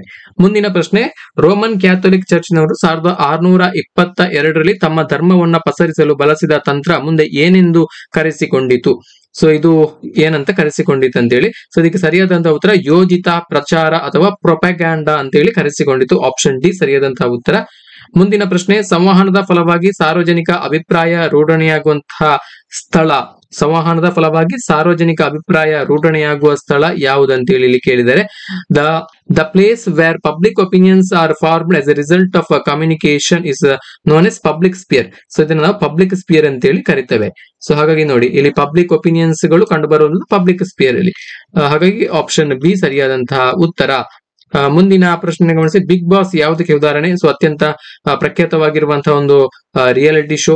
ಸೊ ಹಾಗಾಗಿ ಇದಕ್ಕೆ ಸರಿಯಾದಂತ ಉತ್ತರ ಆಪ್ಷನ್ ಸಿ ರಿಯಾಲಿಟಿ ಟಿವಿ ಅಂತ ಇದೆ, ಅಥವಾ ರಿಯಾಲಿಟಿ ಶೋ ಅಂತ ಕೂಡ ಆಗುತ್ತೆ. ಸೊ ಇದು ಕಮ್ಯುನಿಕೇಶನ್ ಗೆ ಸಂಬಂಧಪಟ್ಟಿರುವಂತೆ ಕೇಳಿರುವಂತಹ ಪ್ರಶ್ನೆ.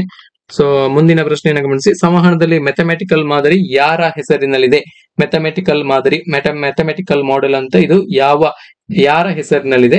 ಸೊ ಇದು ಯಾರ ಹೆಸರಿನಲ್ಲಿದೆ ಅಂತ ಹೇಳಿದ್ರೆ Shannon and waiver. Option B ಇದಕ್ಕೆ ಸರಿಯಾದಂತಹ ಉತ್ತರ. ಮುಂದಿನ ಪ್ರಶ್ನೆ, ಕ್ಯಾಟ್ ವಾಕ್ ಎಂಬುದು ಯಾವುದಕ್ಕೆ ಒಂದು ಉದಾಹರಣೆ? ಕ್ಯಾಟ್ ವಾಕ್ ಅನ್ನು ನೀವು ನೋಡಿರ್ಬೋದು. ಸೊ ಇದು ಯಾವುದಕ್ಕೆ ಒಂದು ಉದಾಹರಣೆ ಅಂತ ಹೇಳಿ ಕೇಳಿದರೆ, ಸೊ ಇದಕ್ಕೆ ಸರಿಯಾದಂತಹ ಉತ್ತರ ಕೈನೆಸಿಕ್ಸ್ ಅಂತ ಹೇಳಿ ಕರಿತೇವೆ. ಕೈನೆಸಿಕ್ಸ್ ಅಂತ ಹೇಳಿದ್ರೆ interpretation of body communication such as gestures, facial expression, ಅಂದ್ರೆ ಇದೊಂದು ಅಶಾಬ್ದಿಕ ಸಂವಹನ, ಭಾವ ಮತ್ತು ಅಭಿನಯಗಳ ಮುಖಾಂತರ, ಭಾವ ಮತ್ತು ನಮ್ಮ ದೇಹದ ಶರೀರದ ವಿವಿಧ ಅಂಗಗಳ ಮುಖಾಂತರ ಅಭಿನಯವನ್ನ ಮಾಡಿ ಸಂವಹನವನ್ನ ಸಾಧಿಸುವಂತದ್ದು.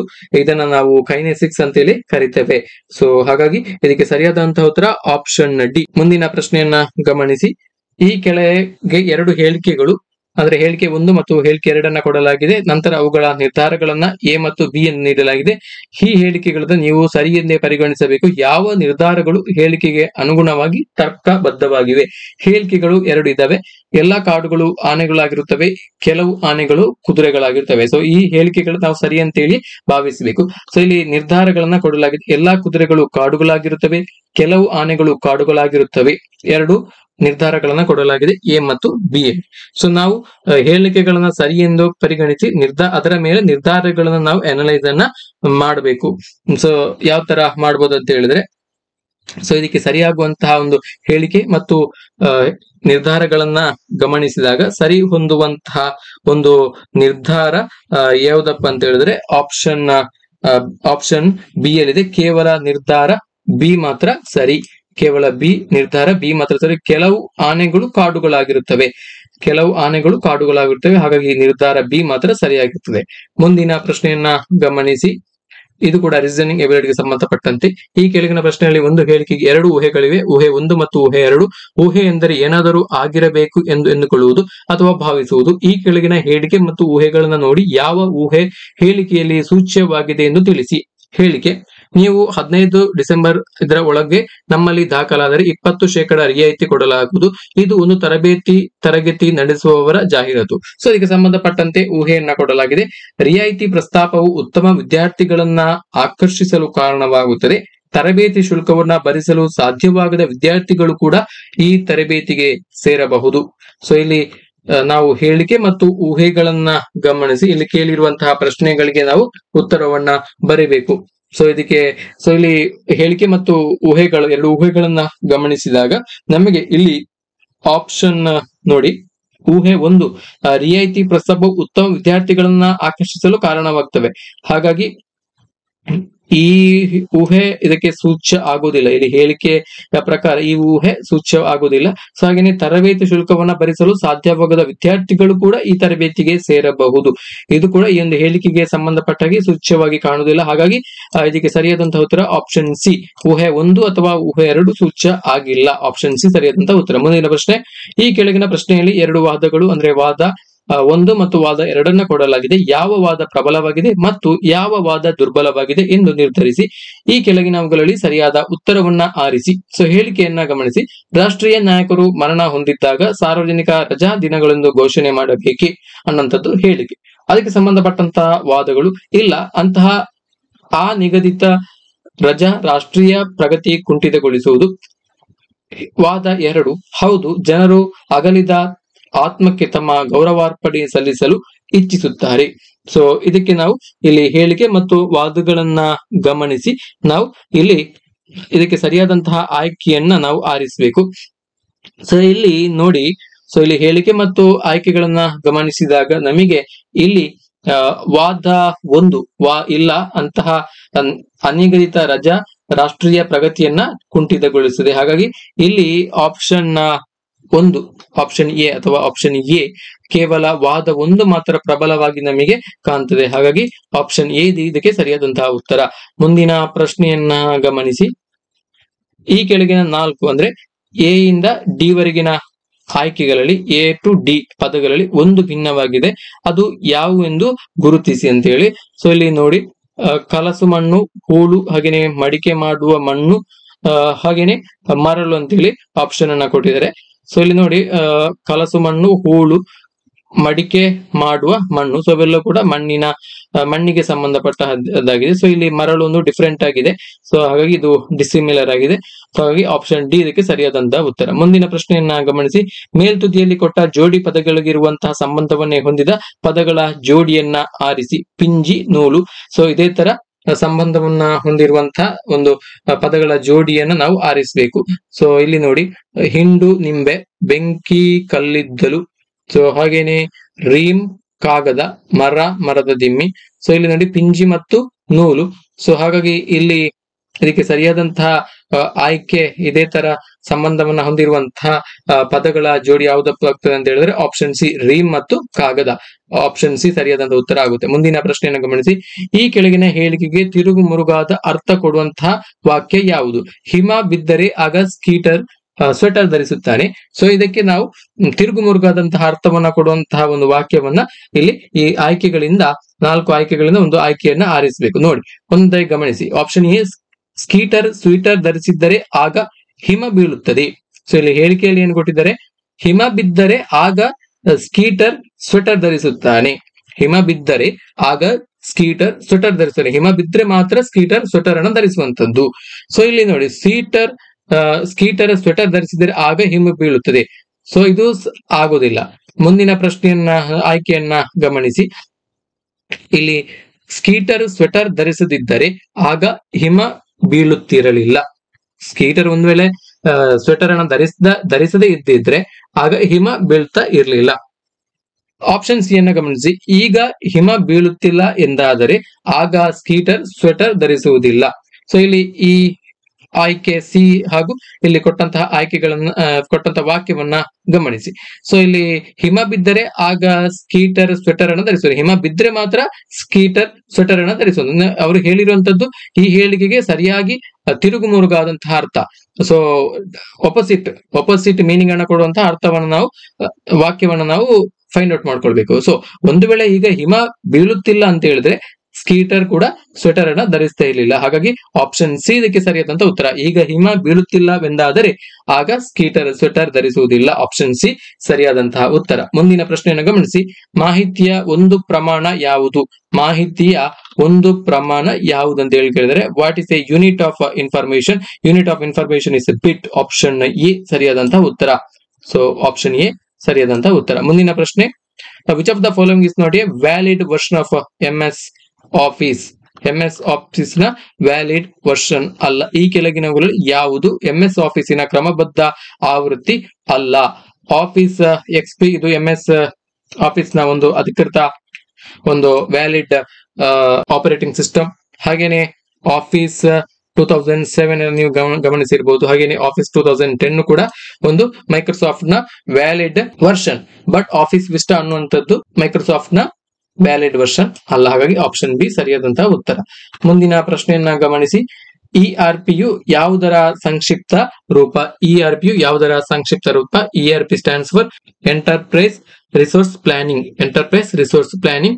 ಆಪ್ಷನ್ ಸಿ ಇದಕ್ಕೆ ಸರಿಯಾದಂತಹ ಉತ್ತರ. ಮುಂದಿನ ಪ್ರಶ್ನೆ, ಟ್ರೋಜನ್ ಹಾರ್ಸ್ ಒಂದು ಏನು? ಟ್ರೋಜನ್ ಹಾರ್ಸ್ ಒಂದು ಏನು ಅನ್ನುವಂತಹ ಪ್ರಶ್ನೆಯನ್ನ ಕೇಳಲಾಗಿದೆ. ಸೊ ಟ್ರೋಜನ್ ಹಾರ್ಸ್ ಅಂತ ಹೇಳಿದ್ರೆ ಮೇಲ್ನೋಟಕ್ಕೆ ಕಾನೂನುಬದ್ಧವಾಗಿ ಕಾಣಿಸಿ ಅಂತರ್ಯದಲ್ಲಿ ಹಾನಿ ಮಾಡುವ ಕಾರ್ಯಗಳನ್ನು ಒಳಗೊಂಡ ಒಂದು ಸಾಫ್ಟ್ವೇರ್ ಪ್ರೋಗ್ರಾಮ್. ಸೊ ಇದನ್ನ ನೀವು ಇಂಗ್ಲಿಷ್ ವರ್ಷನ್ ನೋಡ್ಕೊಂಡ್ರೆ ನಿಮಗೆ ಕರೆಕ್ಟ್ ಆಗಿ ಅರ್ಥ ಆಗುತ್ತೆ. A software program that appears legitimate but contain hidden function that causes damage. ಯಾವುದೇ ಒಂದು ಕಂಪ್ಯೂಟರ್ ತಂತ್ರಾಂಶದಲ್ಲಿ ಅದು ನಮಗೆ ಮೇಲ್ನೋಟಕ್ಕೆ ನೋಡುವಾಗ ಅದು ಒಂದು ಏನು ಪ್ರಾಬ್ಲಮ್ ಇಲ್ಲದಂತಹ ಒಂದು ತಂತ್ರಾಂಶವಾಗಿ ನಮಗೆ ಗೋಚರಿಸುತ್ತದೆ. ಬಟ್ ಅದು ತನ್ನೊಳಗೆ ಒಂದು ಹುದುಗಿದಂತಹ ಹಿಡನ್ ಆದಂತಹ ಒಂದು ಫಂಕ್ಷನ್ ಅಥವಾ ವೈರಸ್ ಗಳನ್ನ ಒಳಗೊಂಡಿದೆ. ಅದು ಕಂಪ್ಯೂಟರ್ ವ್ಯವಸ್ಥೆಯನ್ನ ಅದು ಡ್ಯಾಮೇಜ್ ಮಾಡ್ತದೆ. ಹಾಗಾಗಿ ಆಪ್ಷನ್ ಡಿ ಇದಕ್ಕೆ ಸರಿಯಾದಂತಹ ಉತ್ತರ. ಇದಂತಹ ಒಂದು ವ್ಯವಸ್ಥೆಯನ್ನು ನಾವು ಟ್ರೋಜನ್ ಹಾರ್ಸ್ ಅಂತ ಹೇಳಿ ಕರಿತೇವೆ. ಇಂತಹ ಒಂದು ವೈರಸ್ ಗಳು ಅಥವಾ ಇಂತಹ ಒಂದು ಸಾಫ್ಟ್ವೇರ್ ಗಳನ್ನ ನಾವು ಟ್ರೋಜನ್ ಹಾರ್ಸ್ ಅಂತ ಹೇಳಿ ಕರಿತೇವೆ. ಆಪ್ಷನ್ ಡಿ ಸರಿಯಾದಂತಹ ಉತ್ತರ. ಮುಂದಿನ ಪ್ರಶ್ನೆಯನ್ನ ಗಮನಿಸಿ. ಬೈನರಿ ಪದ್ಧತಿಯು ಯಾವ ಸಂಖ್ಯೆಗಳನ್ನು ಮಾತ್ರ ಬಳಸುತ್ತದೆ? ಬೈನರಿ ಸಿಸ್ಟಮ್ ಅಲ್ಲಿ ಯಾವ ಸಂಖ್ಯೆಗಳನ್ನು ಮಾತ್ರ ಬಳಸಲಾಗ್ತದೆ ಹೇಳಿ? ಸೊ ಬೈನರಿ ಅಂತ ಹೇಳಿದ್ರೆ 2. ಸೊ ಎರಡೇ ಸಂಖ್ಯೆಗಳನ್ನ ಬೈನರಿ ಸಿಸ್ಟಮ್ ಅಲ್ಲಿ ಬಳಸಲಾಗ್ತದೆ. ಐದರ್ 0 and 1. 0 and 1.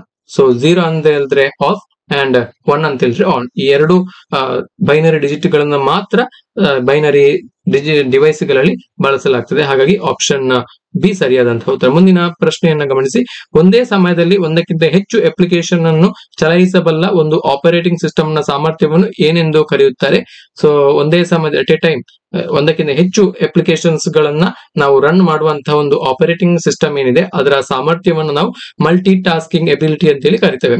Multi tasking ability. ಹಾಗಾಗಿ ಆಪ್ಷನ್ ಬಿ ಸರಿಯಾದಂತಹ ಉತ್ತರ. Option B multi tasking. ಒಂದು ಕೆಲಸವನ್ನು 10 ಗಂಡಸರು 15 ದಿನದಲ್ಲಿ ಮತ್ತು 15 ಹೆಂಗಸರು 12 ದಿನಗಳಲ್ಲಿ ಮುಗಿಸಬಲ್ಲರು. ಎಲ್ಲಾ 10 ಗಂಡಸರು ಮತ್ತು 15 ಹೆಂಗಸರು ಒಟ್ಟಿಗೆ ಕೆಲಸವನ್ನ ಮಾಡಿದರೆ ಎಷ್ಟು ದಿನಗಳಲ್ಲಿ ಕಾರ್ಯವು ಮುಗಿಸುತ್ತದೆ? ಇದು ಕೆಲಸ ಮತ್ತು ಸಮಯಕ್ಕೆ ಸಂಬಂಧಪಟ್ಟ ಹಾಗೆ ಕೇಳಿರುವಂತಹ ಪ್ರಶ್ನೆ. ಇದರಲ್ಲಿ ಒಂದು ಕೆಲಸ ಇದೆ. ಒಂದು ಕೆಲಸವನ್ನ 10 ಗಂಡಸರು 15 ದಿವಸಗಳಲ್ಲಿ ಮಾಡಿ ಮುಗಿಸಬಲ್ಲರಂತೆ. 15 ದಿವಸಗಳಲ್ಲಿ 10 ಜನ ಗಂಡಸರು ಕೆಲಸವನ್ನ ಮಾಡಿ ಆ ಒಂದು ಪೂರ್ತಿಯಾದಂತಹ ಕೆಲಸವನ್ನ ಅವರು ಮಾಡಿ ಮುಗಿಸಬಲ್ಲರು. ಅಂದ್ರೆ ನೋಡಿ, ಇಲ್ಲಿ ಒಂದೊಂದಾಗಿ ಅವರು ಕೊಟ್ಟಂತಹ ಡೇಟಾವನ್ನ ಬರ್ಕೊಳ್ತಾ ಹೋಗಿ.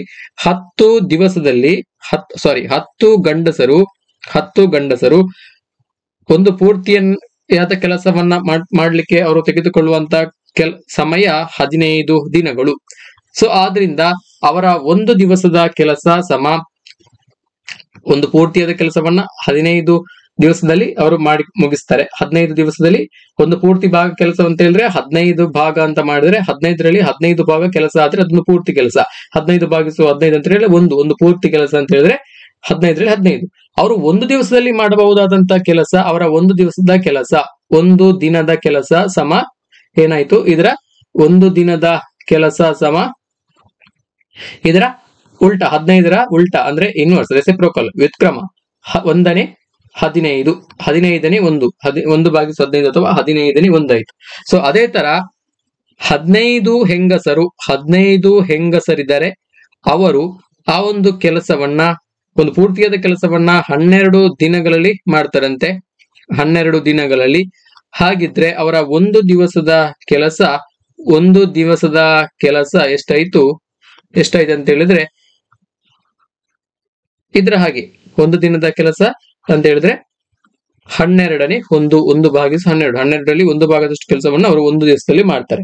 ಸೊ ಇವರಿಬ್ರು ಒಟ್ಟಾಗಿ ಸೇರಿ ಕೆಲಸವನ್ನ ಮಾಡಿದ್ರು. ಒಂದು ಪೂರ್ತಿಯಾದ ಕೆಲಸವನ್ನ ಅವರು ಒಟ್ಟಾಗಿ ಸೇರಿ ಮಾಡಿದ್ರೆ ಅವರ ಒಂದು ದಿವಸದ ಕೆಲಸ ನೋಡಿ, ಗಂಡಸರು ಪ್ಲಸ್ ಹೆಂಗಸರು ಒಟ್ಟಾಗಿ ಸೇರಿ ಆ ಒಂದು ಕೆಲಸವನ್ನ ಮಾಡಿದ್ರೆ ಅವರ ಒಂದು ದಿವಸದ ಒಟ್ಟಾಗಿ ಮಾಡಿದ್ರೆ ಅವರ ಒಂದು ದಿವಸದ ಕೆಲಸ ಎಷ್ಟಾಯ್ತು ಅಂತೇಳಿ ಇಲ್ಲಿ ಫಸ್ಟ್ ಗೆ ಕ್ಯಾಲ್ಕುಲೇಟರ್ ನ ಮಾಡ್ಕೊಳ್ಬೇಕು.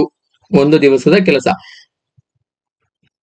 10 ಗಂಡಸರು ಮತ್ತು 15 ಹೆಂಗಸರ ಒಂದು ದಿವಸದ ಕೆಲಸ ಸಮ ಇಲ್ಲಿ 10 ಗಂಡಸರ ಒಂದು ದಿವಸದ ಕೆಲಸ 15ನೇ 1 ಭಾಗ ಪ್ಲಸ್ 15 ಹೆಂಗಸರ 12 ದಿನಗಳಲ್ಲಿ ಒಂದು ಪೂರ್ತಿಯಾದ ಕೆಲಸವನ್ನ ಮಾಡ್ತಾರೆ. ಅವರ ಒಂದು ದಿವಸದ ಕೆಲಸ 12ನೇ 1 ಭಾಗದಷ್ಟು ಕೆಲಸವನ್ನ ಮಾಡ್ತಾರೆ. ಸೊ ಇದನ್ನ ಎಡಿಷನ್ ಅನ್ನ ಮಾಡ್ಕೊಳ್ಳಿ. ಎಡಿಷನ್ ಅನ್ನ ಮಾಡಿದ್ರೆ ಸೊ ಇಲ್ಲಿ ಡಿನಾಮಿನೇಟರ್ 15 ಮತ್ತು 12 ಇದೆ, ಕಾಮನ್ ಎಲ್ಸಿಎಂ ಎಲ್ಸಿಎಂ ತಗೊಳ್ಬೇಕು, ಡಿನಾಮಿನೇಟರ್ ಎಲ್ಸಿಎಂ. ಸೊ ಇಲ್ಲಿ 15 4ಲಿ, ಸೊ ಹಾಗಾಗಿ 4ರಿಂದ ಗುಣಿಸ್ಬೇಕು, 12 3ಲಿ, ಹಾಗಾಗಿ 3ರಿಂದ ಗುಣಿಸ್ಬೇಕು, 5ರಿಂದ ಗುಣಿಸ್ಬೇಕು, 12 5ಲಿ 60. ಸೊ ಎಷ್ಟಾಯ್ತು, 4 + 5 9, 9 ಭಾಗಿಸು 60 ಅಂತೇಳಿ ಇದನ್ನ ಇನ್ನಷ್ಟು ಸಿಂಪ್ಲಿಫಿಕೇಶನ್ ಅನ್ನ ಮಾಡ್ಕೊಳ್ಳಿ.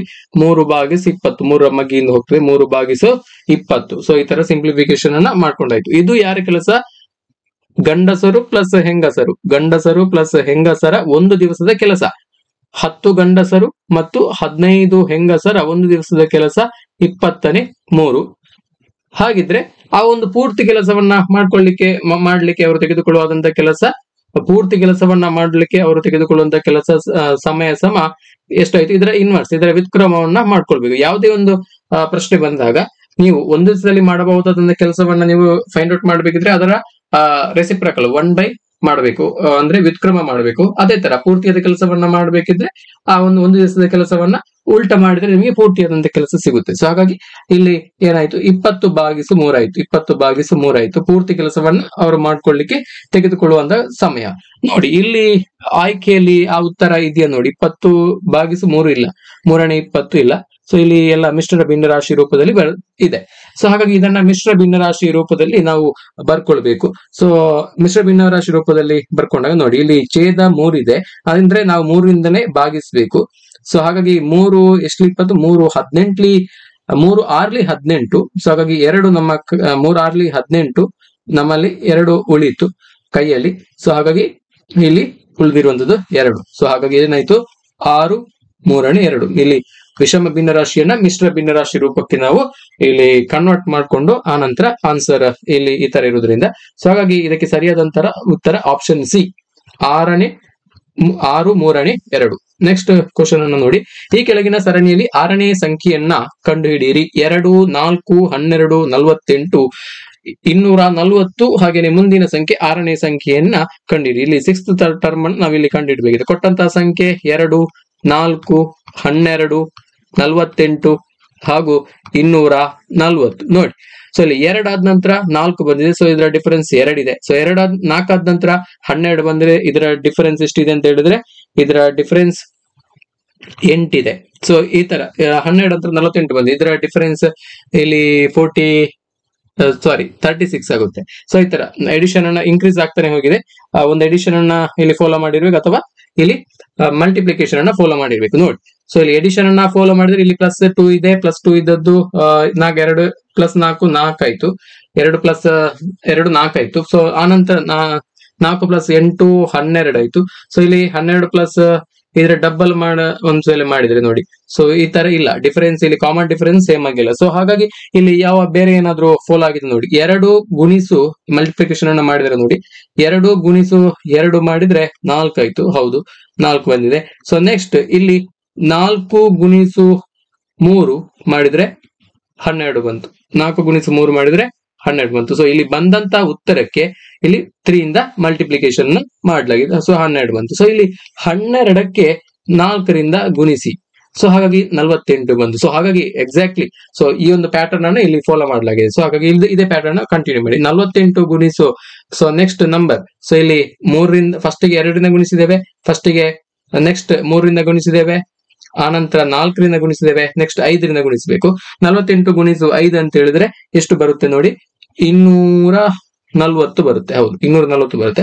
ಸೊ 240 ಆದ ನಂತರ ಈ ಸಂಖ್ಯೆಗೆ ನಾವು ಯಾವ್ದ್ರಿಂದ ಗುಣಿಸಬೇಕು, 6 ರಿಂದ ಗುಣಿಸಬೇಕು. ಸೊ ಹಾಗಾಗಿ 240 ಗುಣಿಸು 6 ಅಂತ ಹೇಳಿದ್ರೆ 1440 ಆನ್ಸರ್ ಬರುತ್ತೆ. ಆಪ್ಷನ್ ಬಿ ಯಲ್ಲಿ ಇದೆ ನೋಡಿ, ಆಪ್ಷನ್ ಬಿ ಯಲ್ಲಿ 1440 ಇದೆ. ನೆಕ್ಸ್ಟ್ ಕ್ವಶನ್ ನೋಡಿ, ಜನವರಿ 1, 2006 ಭಾನುವಾರವಾಗಿದ್ದರೆ ಜನವರಿ 1, 2010 ವಾರದ ಯಾವ ದಿನ ಆಗಿತ್ತು ಅನ್ನುವಂತಹ ಪ್ರಶ್ನೆಯನ್ನ ಕೇಳಿದ್ದಾರೆ. ಇಲ್ಲಿ ಹೇಳಿರುವಂತಹದ್ದು, ಅವರು ಪ್ರಶ್ನೆಯಲ್ಲಿ ಹೇಳಿರುವಂತದ್ದು ಜನವರಿ 1 2006, ಜನವರಿ 1 2006 ಯಾವ ವಾರ ಆಗಿತ್ತು, ಸಂಡೇ ಆಗಿತ್ತಂತೆ, ಸಂಡೇ ಆಗಿತ್ತು. ಅದೇ ಒಂದು ವೇಳೆ ಆ ತರ ಇದ್ರೆ ಜನವರಿ 1 ಜಾನ್ 1 2010 ಯಾವ ವರ್ಷ ಯಾವ ದಿನ ಆಗಿತ್ತು ಅನ್ನುವಂಥದ್ದು ಪ್ರಶ್ನೆ. ಸೊ ಇಲ್ಲಿ ಇದು ಕೂಡ ಕ್ಯಾಲೆಂಡರ್ ಸಿಸ್ಟಮ್ಗೆ ಸಂಬಂಧಪಟ್ಟ ಹಾಗೆ ಕೇಳಿರುವಂತಹ ಪ್ರಶ್ನೆ. ಸೊ ನೋಡಿ, ಪ್ರತಿ ವರ್ಷ ಒಂದೊಂದು ದಿವಸ ನಾವು ಆಡ್ ಮಾಡ್ತಾ ಹೋಗ್ಬೇಕು. ಸೊ ಈಗ ನೋಡಿ ಇಲ್ಲಿ ಜನವರಿ 1 2016 ಅಂತ ಹೇಳಿದ್ರೆ, ಸೊ ನೆಕ್ಸ್ಟ್ ವರ್ಷ ಜನವರಿ 1 2077. ಸೊ ಅದು ಒಂದು ದಿವಸ ಮುಂಚೆ 2006 ಸಂಡೇ ಬಂದಿದ್ರೆ ನೆಕ್ಸ್ಟ್ ಇಯರ್ 2007 ಅದು ಮಂಡೇ ಬರುತ್ತೆ. ಅಂದ್ರೆ ಒನ್ ಡೇ ನಾವು ಎಡಿಷನ್ ಅನ್ನು ಮಾಡಬೇಕು, ಪ್ಲಸ್ ಒಂದು ದಿನ ಏನ್ ಮಾಡಿದ್ದೇವೆ, ಒಂದು ದಿನ ಎಡಿಷನ್ ಅನ್ನು ಮಾಡಿದ್ದೇವೆ. ಸೊ ಹಾಗೇನೆ 2008 ಜನವರಿ 1 ಬೇಕಿದ್ರೆ ನಾವೇನ್ ಮಾಡ್ಬೇಕು, ಒಂದು ದಿವಸವನ್ನ ಆಡ್ ಮಾಡ್ಕೊಳ್ಬೇಕು, ಸೊ ಒಂದು ದಿವಸ ಆಡ್ ಮಾಡಿ ಏನಾಯ್ತು, ಇದು ಟ್ಯೂಸ್ಡೇ ಬಂತು. ಸೊ ನೆಕ್ಸ್ಟ್ ಜನವರಿ 1 2009. ಸೊ ನೆಕ್ಸ್ಟ್ ಏನ್ ಮಾಡ್ಬೇಕು, ಒಂದು ದಿವಸ ಆಡ್ ಮಾಡ್ಬೇಕು. ಬಟ್ ಇಲ್ಲಿ 2008 ಅನ್ನುವಂಥದ್ದು ಅಧಿಕ ವರ್ಷ, ಲೀಪ್ ಇಯರ್. ಸೊ ಹಾಗಾಗಿ ನಾವು 2 ದಿವಸವನ್ನ, ಫೆಬ್ರವರಿಯಲ್ಲಿ 29ನೇ ತಾರೀಕು ಬರ್ತದೆ, 29 ದಿನಗಳಿದೆ ಫೆಬ್ರವರಿ ತಿಂಗಳಲ್ಲಿ. ಹಾಗಾಗಿ ಇಲ್ಲಿ ಇದಕ್ಕೆ ಬರುವಾಗ ನಾವು 2 ದಿವಸವನ್ನ ಆಡ್ ಮಾಡಬೇಕು. ಇಲ್ಲಿ ಟ್ಯೂಸ್ಡೇಗೆ 2 ದಿವಸ, ಒಂದು ದಿವಸ ಆಡ್ ಮಾಡಿದ್ರೆ ವೆಡ್ನಸ್ಡೇ ಪ್ಲಸ್ ಇಲ್ಲಿ Tuesday plus 1 day Wednesday plus 1 day Thursday ಆಗುತ್ತೆ. ಇಲ್ಲಿ 2009 ಥರ್ಸ್ಡೇ ಆಯ್ತು. ಅವರು ಕೇಳಿರುವಂತದ್ದು ಇಲ್ಲಿ 2010 ಜನವರಿ 1 2010 ಕೇಳಿರುವಂತದ್ದು. ಸೊ ಇಲ್ಲಿ ಥರ್ಸ್ಡೇಗೆ ಒಂದು ಆಡ್ ಮಾಡಬೇಕು, ನೆಕ್ಸ್ಟ್ ಇಯರ್ ಅದು ಲೀಪ್ ಇಯರ್ ಅಲ್ಲ. ಸೊ ಒಂದು ದಿವಸವನ್ನು ಆಡ್ ಮಾಡ್ಕೊಳ್ಬೇಕು. ಸೊ ಏನಾಯ್ತು, ಇಲ್ಲಿ ಥರ್ಸ್ಡೇ ಪ್ಲಸ್ 1 ಮಾಡಿದ್ರೆ ಫ್ರೈಡೆ. ಸೊ ಈ ತರ ಮಾಡಬಹುದು ಫ್ರೈಡೆ. ಸೊ ಹಾಗಾಗಿ ಇದಕ್ಕೆ ಸರಿಯಾದಂತಹ ಉತ್ತರ ಆಪ್ಷನ್ ಎ ಶುಕ್ರವಾರ, ಫ್ರೈಡೆ. ನೆಕ್ಸ್ಟ್ ಕ್ವಶನ್, ಒಬ್ಬ ವ್ಯಾಪಾರಿ ತನ್ನ ಹತ್ತಿರ ಇರುವಂತಹ 1000 kg ಸಕ್ಕರೆಯ ಒಂದು ಭಾಗವನ್ನ 8% ಲಾಭಕ್ಕೆ ಮತ್ತು ಉಳಿದ ಭಾಗವನ್ನ 18% ಲಾಭಕ್ಕೆ ಮಾರಿದನು. ಅವನ ಒಟ್ಟು ಲಾಭ 14% ಆದರೆ ಅವನು 18% ಲಾಭಾಂಶಕ್ಕೆ ಮಾರಿದ ಸಕ್ಕರೆಯ ಪ್ರಮಾಣ ಎಷ್ಟು ಅನ್ನುವಂತ ಪ್ರಶ್ನೆ ಇದೆ. ನೋಡಿ, ಇಲ್ಲಿ ಒಬ್ಬ ವ್ಯಾಪಾರಿ ಇದ್ದಾನೆ, ಆತನಲ್ಲಿ 1000 kg ಸಕ್ಕರೆ ಇದೆ. ಆ ಒಂದು 1000 kg ಸಕ್ಕರೆಯಲ್ಲಿ ಒಂದು ಭಾಗವನ್ನ 2 ಭಾಗ ಮಾಡ್ತಾನೆ, ಒಂದು ಭಾಗವನ್ನ 8% ಲಾಭಕ್ಕೆ ಮಾರ್ತಾನೆ. ಹಾಗೆಯೇ ಇನ್ನೊಂದು ಭಾಗವನ್ನ ಆತ 18% ಲಾಭಕ್ಕೆ ಮಾರ್ತಾನೆ. ಸೊ ಅವನ ಒಟ್ಟು ಲಾಭ ಆ ಒಂದು ಭಾಗವನ್ನ 18% ಲಾಭಕ್ಕೆ, ಹಾಗೆಯೇ ಇನ್ನೊಂದು ಭಾಗವನ್ನ 8% ಲಾಭಕ್ಕೆ ಮಾರಿ, ಸೊ ಆ ಎರಡು ಭಾಗಗಳನ್ನ ಮಾರಿ ಆತನಿಗೆ ಉಂಟಾದಂತಹ ಲಾಭ 14%, 14%. ಸೊ ಆದ್ರೆ ಅವನು 18% ಲಾಭಾಂಶಕ್ಕೆ ಮಾರಿದಂತಹ ಸಕ್ಕರೆಯ ಪ್ರಮಾಣ ಎಷ್ಟು ಅನ್ನುವಂತ ಕ್ವಶನ್ ಅನ್ನ ಇಲ್ಲಿ ಕೇಳಲಾಗಿದೆ ನೋಡಿ. ಸೊ ಇಲ್ಲಿ ಇದನ್ನ ನಾವು ಸಿಂಪ್ಲಿಫಿಕೇಶನ್ ಮಾಡ್ತಾ ಹೋಗ್ಬೇಕು. ಈಕ್ವೇಶನ್ ಮುಖಾಂತರ ಅಲ್ಲಿ ಕೊಟ್ಟಂತಹ ಡಾಟಾಗಳನ್ನ ರೆಪ್ರೆಸೆಂಟ್ ಮಾಡಿ ಈ ಒಂದು ಈಕ್ವೇಶನ್ ಗೆ ನಾವು ಸೊಲ್ಯೂಷನ್ ಅನ್ನ ಫೈಂಡ್ ಔಟ್ ಮಾಡೋದ್ರಿಂದ ಈ ಒಂದು ಪ್ರಶ್ನೆಯನ್ನ ನಾವು ಸಾಲ್ವ್ ಮಾಡಬಹುದು. ಸೊ ಹಾಗಾಗಿ ಇಲ್ಲಿ ಒಂದು ಭಾಗ ಎಕ್ಸ್ ಆಗಿರ್ಲಿ, ಒಂದು ಭಾಗ ಎಕ್ಸ್, ಇನ್ನೊಂದು ಭಾಗ ವೈ ಆಗಿರ್ಲಿ, ಇನ್ನೊಂದು ಭಾಗ ವೈ ಆಗಿರಲಿ, 1000 kg ಸಕ್ಕರೆ ಇದೆ, 2 ಭಾಗಗಳನ್ನಾಗಿ ಮಾಡಲಾಗಿದೆ. 1000 kg ಸಕ್ಕರೆ, 1000 kgಯನ್ನ 2 ಭಾಗಗಳಾಗಿ ಮಾಡಲಾಗಿದೆ. ಸೊ 2 ಭಾಗಗಳು ಅವರು ಹೇಳಿರುವಂತೆ ಒಂದು ಭಾಗ ಸಕ್ಕರೆಯನ್ನ ಆತ 8% ಲಾಭಕ್ಕೆ ಮಾರ್ತಾನೆ, ಅಂದ್ರೆ 100ರಲ್ಲಿ 8%. ಸೊ ಇಲ್ಲಿ ಒಂದು ಭಾಗವನ್ನು ನಾವು ಎಕ್ಸ್ ಅಂತ ಕೊಡಿದ್ವಿ, ಸೊ ಎಕ್ಸ್ ಅಂತ ಇಲ್ಲಿ ಬರ್ಕೊಳ್ಬೇಕು. ಪ್ಲಸ್ ಇನ್ನೊಂದು ಭಾಗವನ್ನ ಆತ 18% ಲಾಭಕ್ಕೆ, ಅಂದ್ರೆ ಅದು ಇನ್ನೊಂದು ಭಾಗವನ್ನು ನಾವು 18 ವೈ ಅಂತ ತಗೊಂಡಿದ್ದೇವೆ. ಸೊ ಆತ 18% ಲಾಭಕ್ಕೆ ಮಾರ್ತಾನೆ. ಸೊ ಅದು ಕೂಡ ಅದನ್ನ 18 ವೈ ಅಂತ ಇಲ್ಲಿ ಬರ್ಕೊಳ್ಳಿ. ಸೊ ನೆಕ್ಸ್ಟ್ ಅದರಿಂದ ಆತನಿಗೆ ಎಷ್ಟು ಲಾಭ ಆಯ್ತು? ಆತನಿಗೆ ಆದಂತಹ ಲಾಭ, ಒಟ್ಟು ಲಾಭ 14% ಲಾಭ, 100ರಲ್ಲಿ 14%. ಸೊ ಎಷ್ಟು ಆತನ ಹತ್ರ ಸಕ್ಕರೆ ಇತ್ತು? 1000 kg ಸಕ್ಕರೆ ಇತ್ತು, 1000 kg ಸಕ್ಕರೆ ಇತ್ತು, 10 ಕ್ವಿಂಟಲ್ ಸಕ್ಕರೆ ಇತ್ತು ಆತನ ಬಳಿ. ಸೊ ಈಗ ನೋಡಿ, ಇದನ್ನ ಸಿಂಪ್ಲಿಫಿಕೇಶನ್ ಮಾಡಿ 8x divide by 100, 18y divide by 100 is equal to 14 divide by 100, 14 divide by 100 ಗುಣಿಸಿ 1000. ಸೊ ಇಲ್ಲಿ ನೋಡಿ, ಇಲ್ಲಿ 100 0 ಹೋಗ್ತದೆ. ಸೊ ಹಾಗಾಗಿ ಇಲ್ಲಿ ಉಳಿದಿರುವಂತದ್ದು 8x divide by 100 plus 18y divide by 100 is equal to 14 ಗುಣಿಸಿ 10 ಅಂತ ಹೇಳಿದ್ರೆ 140 ಉಳಿದಿದೆ. ಸೊ ಇಲ್ಲಿ ಇಷ್ಟು ಉಳಿದಿದೆ. ಸೊ ನೆಕ್ಸ್ಟ್ ಏನ್ ಮಾಡ್ಬೇಕು, ನೀವು ಮಲ್ಟಿಪ್ಲಿಕೇಶನ್ ಅನ್ನ ಮಾಡ್ಕೊಂಡು ಹೋಗ್ಬೇಕು, ಅದನ್ನ ಸಿಂಪ್ಲಿಫಿಕೇಶನ್ ಅನ್ನ ಮಾಡ್ಕೊಳ್ಬೇಕು, ಕ್ರಾಸ್ ಮಲ್ಟಿಪ್ಲಿಕೇಶನ್ ಅನ್ನ ಮಾಡ್ಕೊಳ್ಬೇಕು. ಫಸ್ಟ್ ಗೆ ನೋಡಿ, ಇಲ್ಲಿ ಡಿನಾಮಿನೇಟರ್ ಅಲ್ಲಿ 2 ಕೂಡ 100 ಇದೆ, ಹಾಗಾಗಿ ಕಾಮನ್ LCM ಇಸ್ 100. ಸೊ ಹಾಗಾಗಿ 8x plus 18y equal to 140. ಇದನ್ನ ಕ್ರಾಸ್ ಮಲ್ಟಿಪ್ಲಿಕೇಶನ್ ಅನ್ನ ಮಾಡ್ಕೊಳ್ಳಿ. 8x plus 18y is equal to 100 into 140 ಮಾಡಿದ್ರೆ 100 ಗುಣಿಸು 140 ಸಮ 14,000 ಬರ್ತದೆ. 14,000 ಹೌದು, 14,000 ಬರುತ್ತೆ. ಇದನ್ನ ಈಕ್ವೇಶನ್ ಒಂದು ತಗೊಳ್ಳಿ. 8x plus 18y equal to 14,000. It is denoted as equation 1. equation 2 ಕೊಡಿ.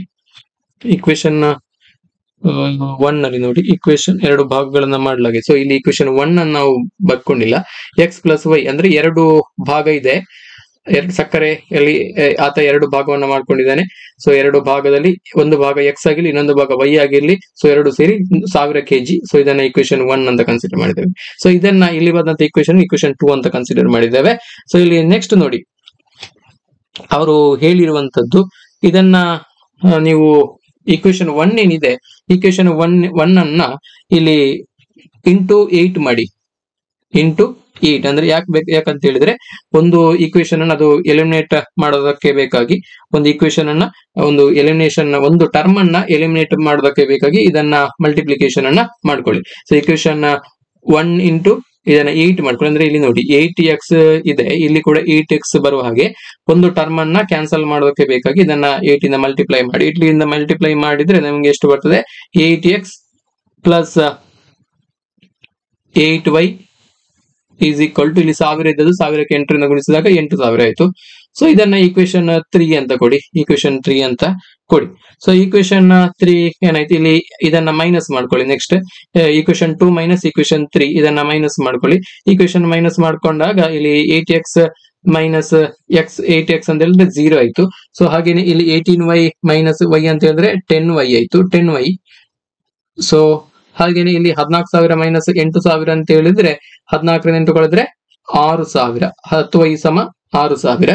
ನಮಗೆ y ಬೇಕಾಗಿದೆ. y ಈಕ್ವಲ್ ಟು 6,000 ಭಾಗಿಸು 10 ಮಾಡಿದ್ರೆ ಎಷ್ಟಾಯ್ತು, ಇದನ್ನು ಕ್ಯಾನ್ಸಲ್ ಆಯ್ತು, 60 ಸಾರಿ ಹೌದು 600 kg. So 600 kg. y is equal to 600 kg. So ಇಲ್ಲಿ 100 ಅಲ್ಲ 10. ಸೊ ಇಲ್ಲಿ y is equal to 600 kg. So ಇದು ಎರಡನೇ ಭಾಗ. ಇನ್ನೊಂದು ಭಾಗ ಅಂತ ನಾವೇನು ಕನ್ಸಿಡರ್ ಮಾಡಿದ್ವಿ, ಇನ್ನೊಂದು y ಸಮ ಸಿಕ್ಕಿದ್ದು ನಮಗೆ 600 kg. ಸೊ ಹಾಗಾಗಿ ಇಲ್ಲಿ ಆತ 18% ಲಾಭಕ್ಕೆ ಮಾರಿದಂತಹ ಸಕ್ಕರೆಯ ಪ್ರಮಾಣ ಎಷ್ಟಾಗ್ತದೆ, ಅದು 600 kg ಆಗುತ್ತೆ, 600 kg ಆಗುತ್ತೆ. ಸೊ ಹಾಗಾಗಿ ಇದಕ್ಕೆ ಸರಿಯಾದಂತಹ ಉತ್ತರ, ಆತ ಈ ಒಂದು 18% ಲಾಭಕ್ಕೆ ಮಾರಿದಂತದ್ದು ಎಷ್ಟು ಸಕ್ಕರೆ ಅಂತ ಹೇಳಿದ್ರೆ 600 kg ಸಕ್ಕರೆಯನ್ನ 18% ಲಾಭಕ್ಕೆ ಆತ ಮಾರ್ತಾನೆ. ಸೊ ಹಾಗಾಗಿ ಆಪ್ಷನ್ ಸಿ ಯಲ್ಲಿ ಸರಿಯಾದಂತಹ ಉತ್ತರ ಇದೆ. ನೆಕ್ಸ್ಟ್ ಕ್ವಶನ್ ನೋಡಿ, ಒಂದು ಪಟ್ಟಣದ ಜನಸಂಖ್ಯೆ 2 ವರ್ಷಗಳ ಹಿಂದೆ 62,500 ಆಗಿತ್ತು. ಮಹಾನಗರಗಳಿಗೆ ವಲಸೆ ಹೋಗುವುದರಿಂದ ಪ್ರತಿ ವರ್ಷ ಜನಸಂಖ್ಯೆ 4% ಕಡಿಮೆ ಆಗುತ್ತದೆ. ಈಗಿನ ಪ್ರಸ್ತುತ ಪಟ್ಟಣದ ಜನಸಂಖ್ಯೆ ಎಷ್ಟು ಅನ್ನುವಂತ ಪ್ರಶ್ನೆ ಕೇಳಿದ್ದಾರೆ. ಒಂದು ಪಟ್ಟಣದಲ್ಲಿ ಪ್ರಸ್ತುತ ಯಾವಾಗ 2 ವರ್ಷಗಳ ಹಿಂದೆ ಎಷ್ಟು ಜನಸಂಖ್ಯೆ ಇತ್ತಂತೆ, 62,500 ಜನಸಂಖ್ಯೆ ಇತ್ತು, 62,500 ಜನಸಂಖ್ಯೆ ಇತ್ತು. ಸೊ ಅದು ಮಹಾನಗರಗಳಿಗೆ, ಈಗ ನಗರೀಕರಣದಿಂದಾಗಿ ಮಹಾನಗರಗಳಿಗೆ ವಲಸೆ ಹೋಗುವುದರಿಂದ ಪ್ರತಿ ವರ್ಷ ಜನಸಂಖ್ಯೆ 4% ನಷ್ಟು ಕಡಿಮೆ ಆಗ್ತಾ ಇದೆ. ಈಗಿನ ಪ್ರಸ್ತುತ ಪಟ್ಟಣದ ಜನಸಂಖ್ಯೆ ಎಷ್ಟು ಅನ್ನುವಂತ ಪ್ರಶ್ನೆ 2 ವರ್ಷದ ಹಿಂದೆ ಇತ್ತು. ಸೊ ಅಂದ್ರೆ ಪ್ರತಿ ವರ್ಷಕ್ಕೊಮ್ಮೆ 4% ಕಡಿಮೆ ಆಗ್ತಾ ಇದೆ, ಪ್ರತಿ ವರ್ಷಕ್ಕೊಮ್ಮೆ 4% ಪಾಪ್ಯುಲೇಷನ್ ಕಡಿಮೆ ಆಗ್ತಾನೆ ಇದೆ. ವಲಸೆ ಹೋಗುವುದರಿಂದಾಗಿ, ನಗರೀಕರಣದಿಂದ ವಲಸೆ ಹೋಗುವುದರಿಂದಾಗಿ 4% ನಷ್ಟು ಕಡಿಮೆ ಆಗ್ತಾ ಇದೆ. ಸೊ ಒಂದು ಪಟ್ಟಣದ ಜನಸಂಖ್ಯೆ ಅಂದ್ರೆ ಒರಿಜಿನಲ್ ಪಾಪ್ಯುಲೇಷನ್ 100 ಆಗಿರ್ಲಿ, ಅಂದ್ರೆ 100% ಆಗಿರ್ಲಿ, 100% ಆಗಿರ್ಲಿ. ಸೊ ಅದರಲ್ಲಿ 4% ಫಸ್ಟ್ ಇಯರ್ 4% ಕಡಿಮೆ ಇತ್ತು. ಫಸ್ಟ್ ಇಯರ್ ಅಲ್ಲಿ 4% ಕಡಿಮೆ ಆದಾಗ ಏನಾಯ್ತು, 100ರಲ್ಲಿ 4% ಕಡಿಮೆ ಆದಾಗ ಎಷ್ಟಾಯ್ತು, ಅದು 96ಕ್ಕೆ ಬಂತು. 4% ಕಡಿಮೆ ಆದಾಗ 100 ಮೈನಸ್ 4 ಅಂತ ಹೇಳಿದ್ರೆ 96 ಆಯ್ತು. ಸೆಕೆಂಡ್ ಇಯರ್ ಅಲ್ಲಿ ಕೂಡ ಫರ್ದರ್ ಈ 100% ಇಂದ ಫರ್ದರ್ 4% ಪಾಪ್ಯುಲೇಷನ್ ಕಡಿಮೆ ಆಯ್ತು, ಫರ್ದರ್ 4% ಕಡಿಮೆ ಆಯ್ತು. ಆಗ ಪುನಃ ಜನಸಂಖ್ಯೆ 96 ಆಯ್ತು, 96% ಆಯ್ತು. ಸೊ ಈಗ ನಾವು ಈಗ ಪ್ರಸ್ತುತ ಎಷ್ಟು ಜನಸಂಖ್ಯೆ ಇದೆ ಅಂತ ಹೇಳಿ ನಾವು ಕ್ಯಾಲ್ಕುಲೇಷನ್ ಅನ್ನ ಮಾಡ್ಕೊಳ್ಬೇಕು. ನೋಡಿ 96% ಅಂದ್ರೆ 100ರಲ್ಲಿ 96 ಇದೆ, ಅದು ಫಸ್ಟ್ ಇಯರ್. ಸೊ ಇಲ್ಲಿ ಇದನ್ನೇ ಬರ್ಕೊಂಡಿದ್ದೇವೆ ನೋಡಿ. ಸೊ ಇದು ನೆಕ್ಸ್ಟ್ ಇಯರ್ ಅಲ್ಲಿ ಅದು ಕೂಡ 96%, ಇಲ್ಲಿ 100ರಲ್ಲಿ 4% ಕಡಿಮೆ 96% ಆಯ್ತು. ಬಟ್ ಇದ್ದಂತಹ ಜನಸಂಖ್ಯೆ ಆಗ 2 ವರ್ಷಗಳ ಹಿಂದೆ ಇದ್ದಂತ ಜನಸಂಖ್ಯೆ ಎಷ್ಟು, 62,500. ಸೊ ಇಲ್ಲಿ ಈ 2 0ಗೆ 0 ಕ್ಯಾನ್ಸಲ್ ಆಯ್ತು. ಸೊ ಇಲ್ಲಿ ಉಳಿದಂತದ್ದು 96 ಗುಣಿಸು 96. ಸೊ ನೆಕ್ಸ್ಟ್ ಇಲ್ಲಿ 100. ಸೊ ಇದನ್ನ ಇನ್ನಷ್ಟು ಸಿಂಪ್ಲಿಫಿಕೇಶನ್ ಅನ್ನ ಮಾಡ್ಕೊಳ್ಬಹುದು ನೋಡಿ. ಸೊ ಇಲ್ಲಿ 125 ಯಾವ ಮಗ್ಗಿಂದ ಮಾಡಬಹುದು, 24 ಹೌದು, ಇಲ್ಲಿ 25ರ ಮಗ್ಗಿಂದ ಮಾಡಿ. 104 25 4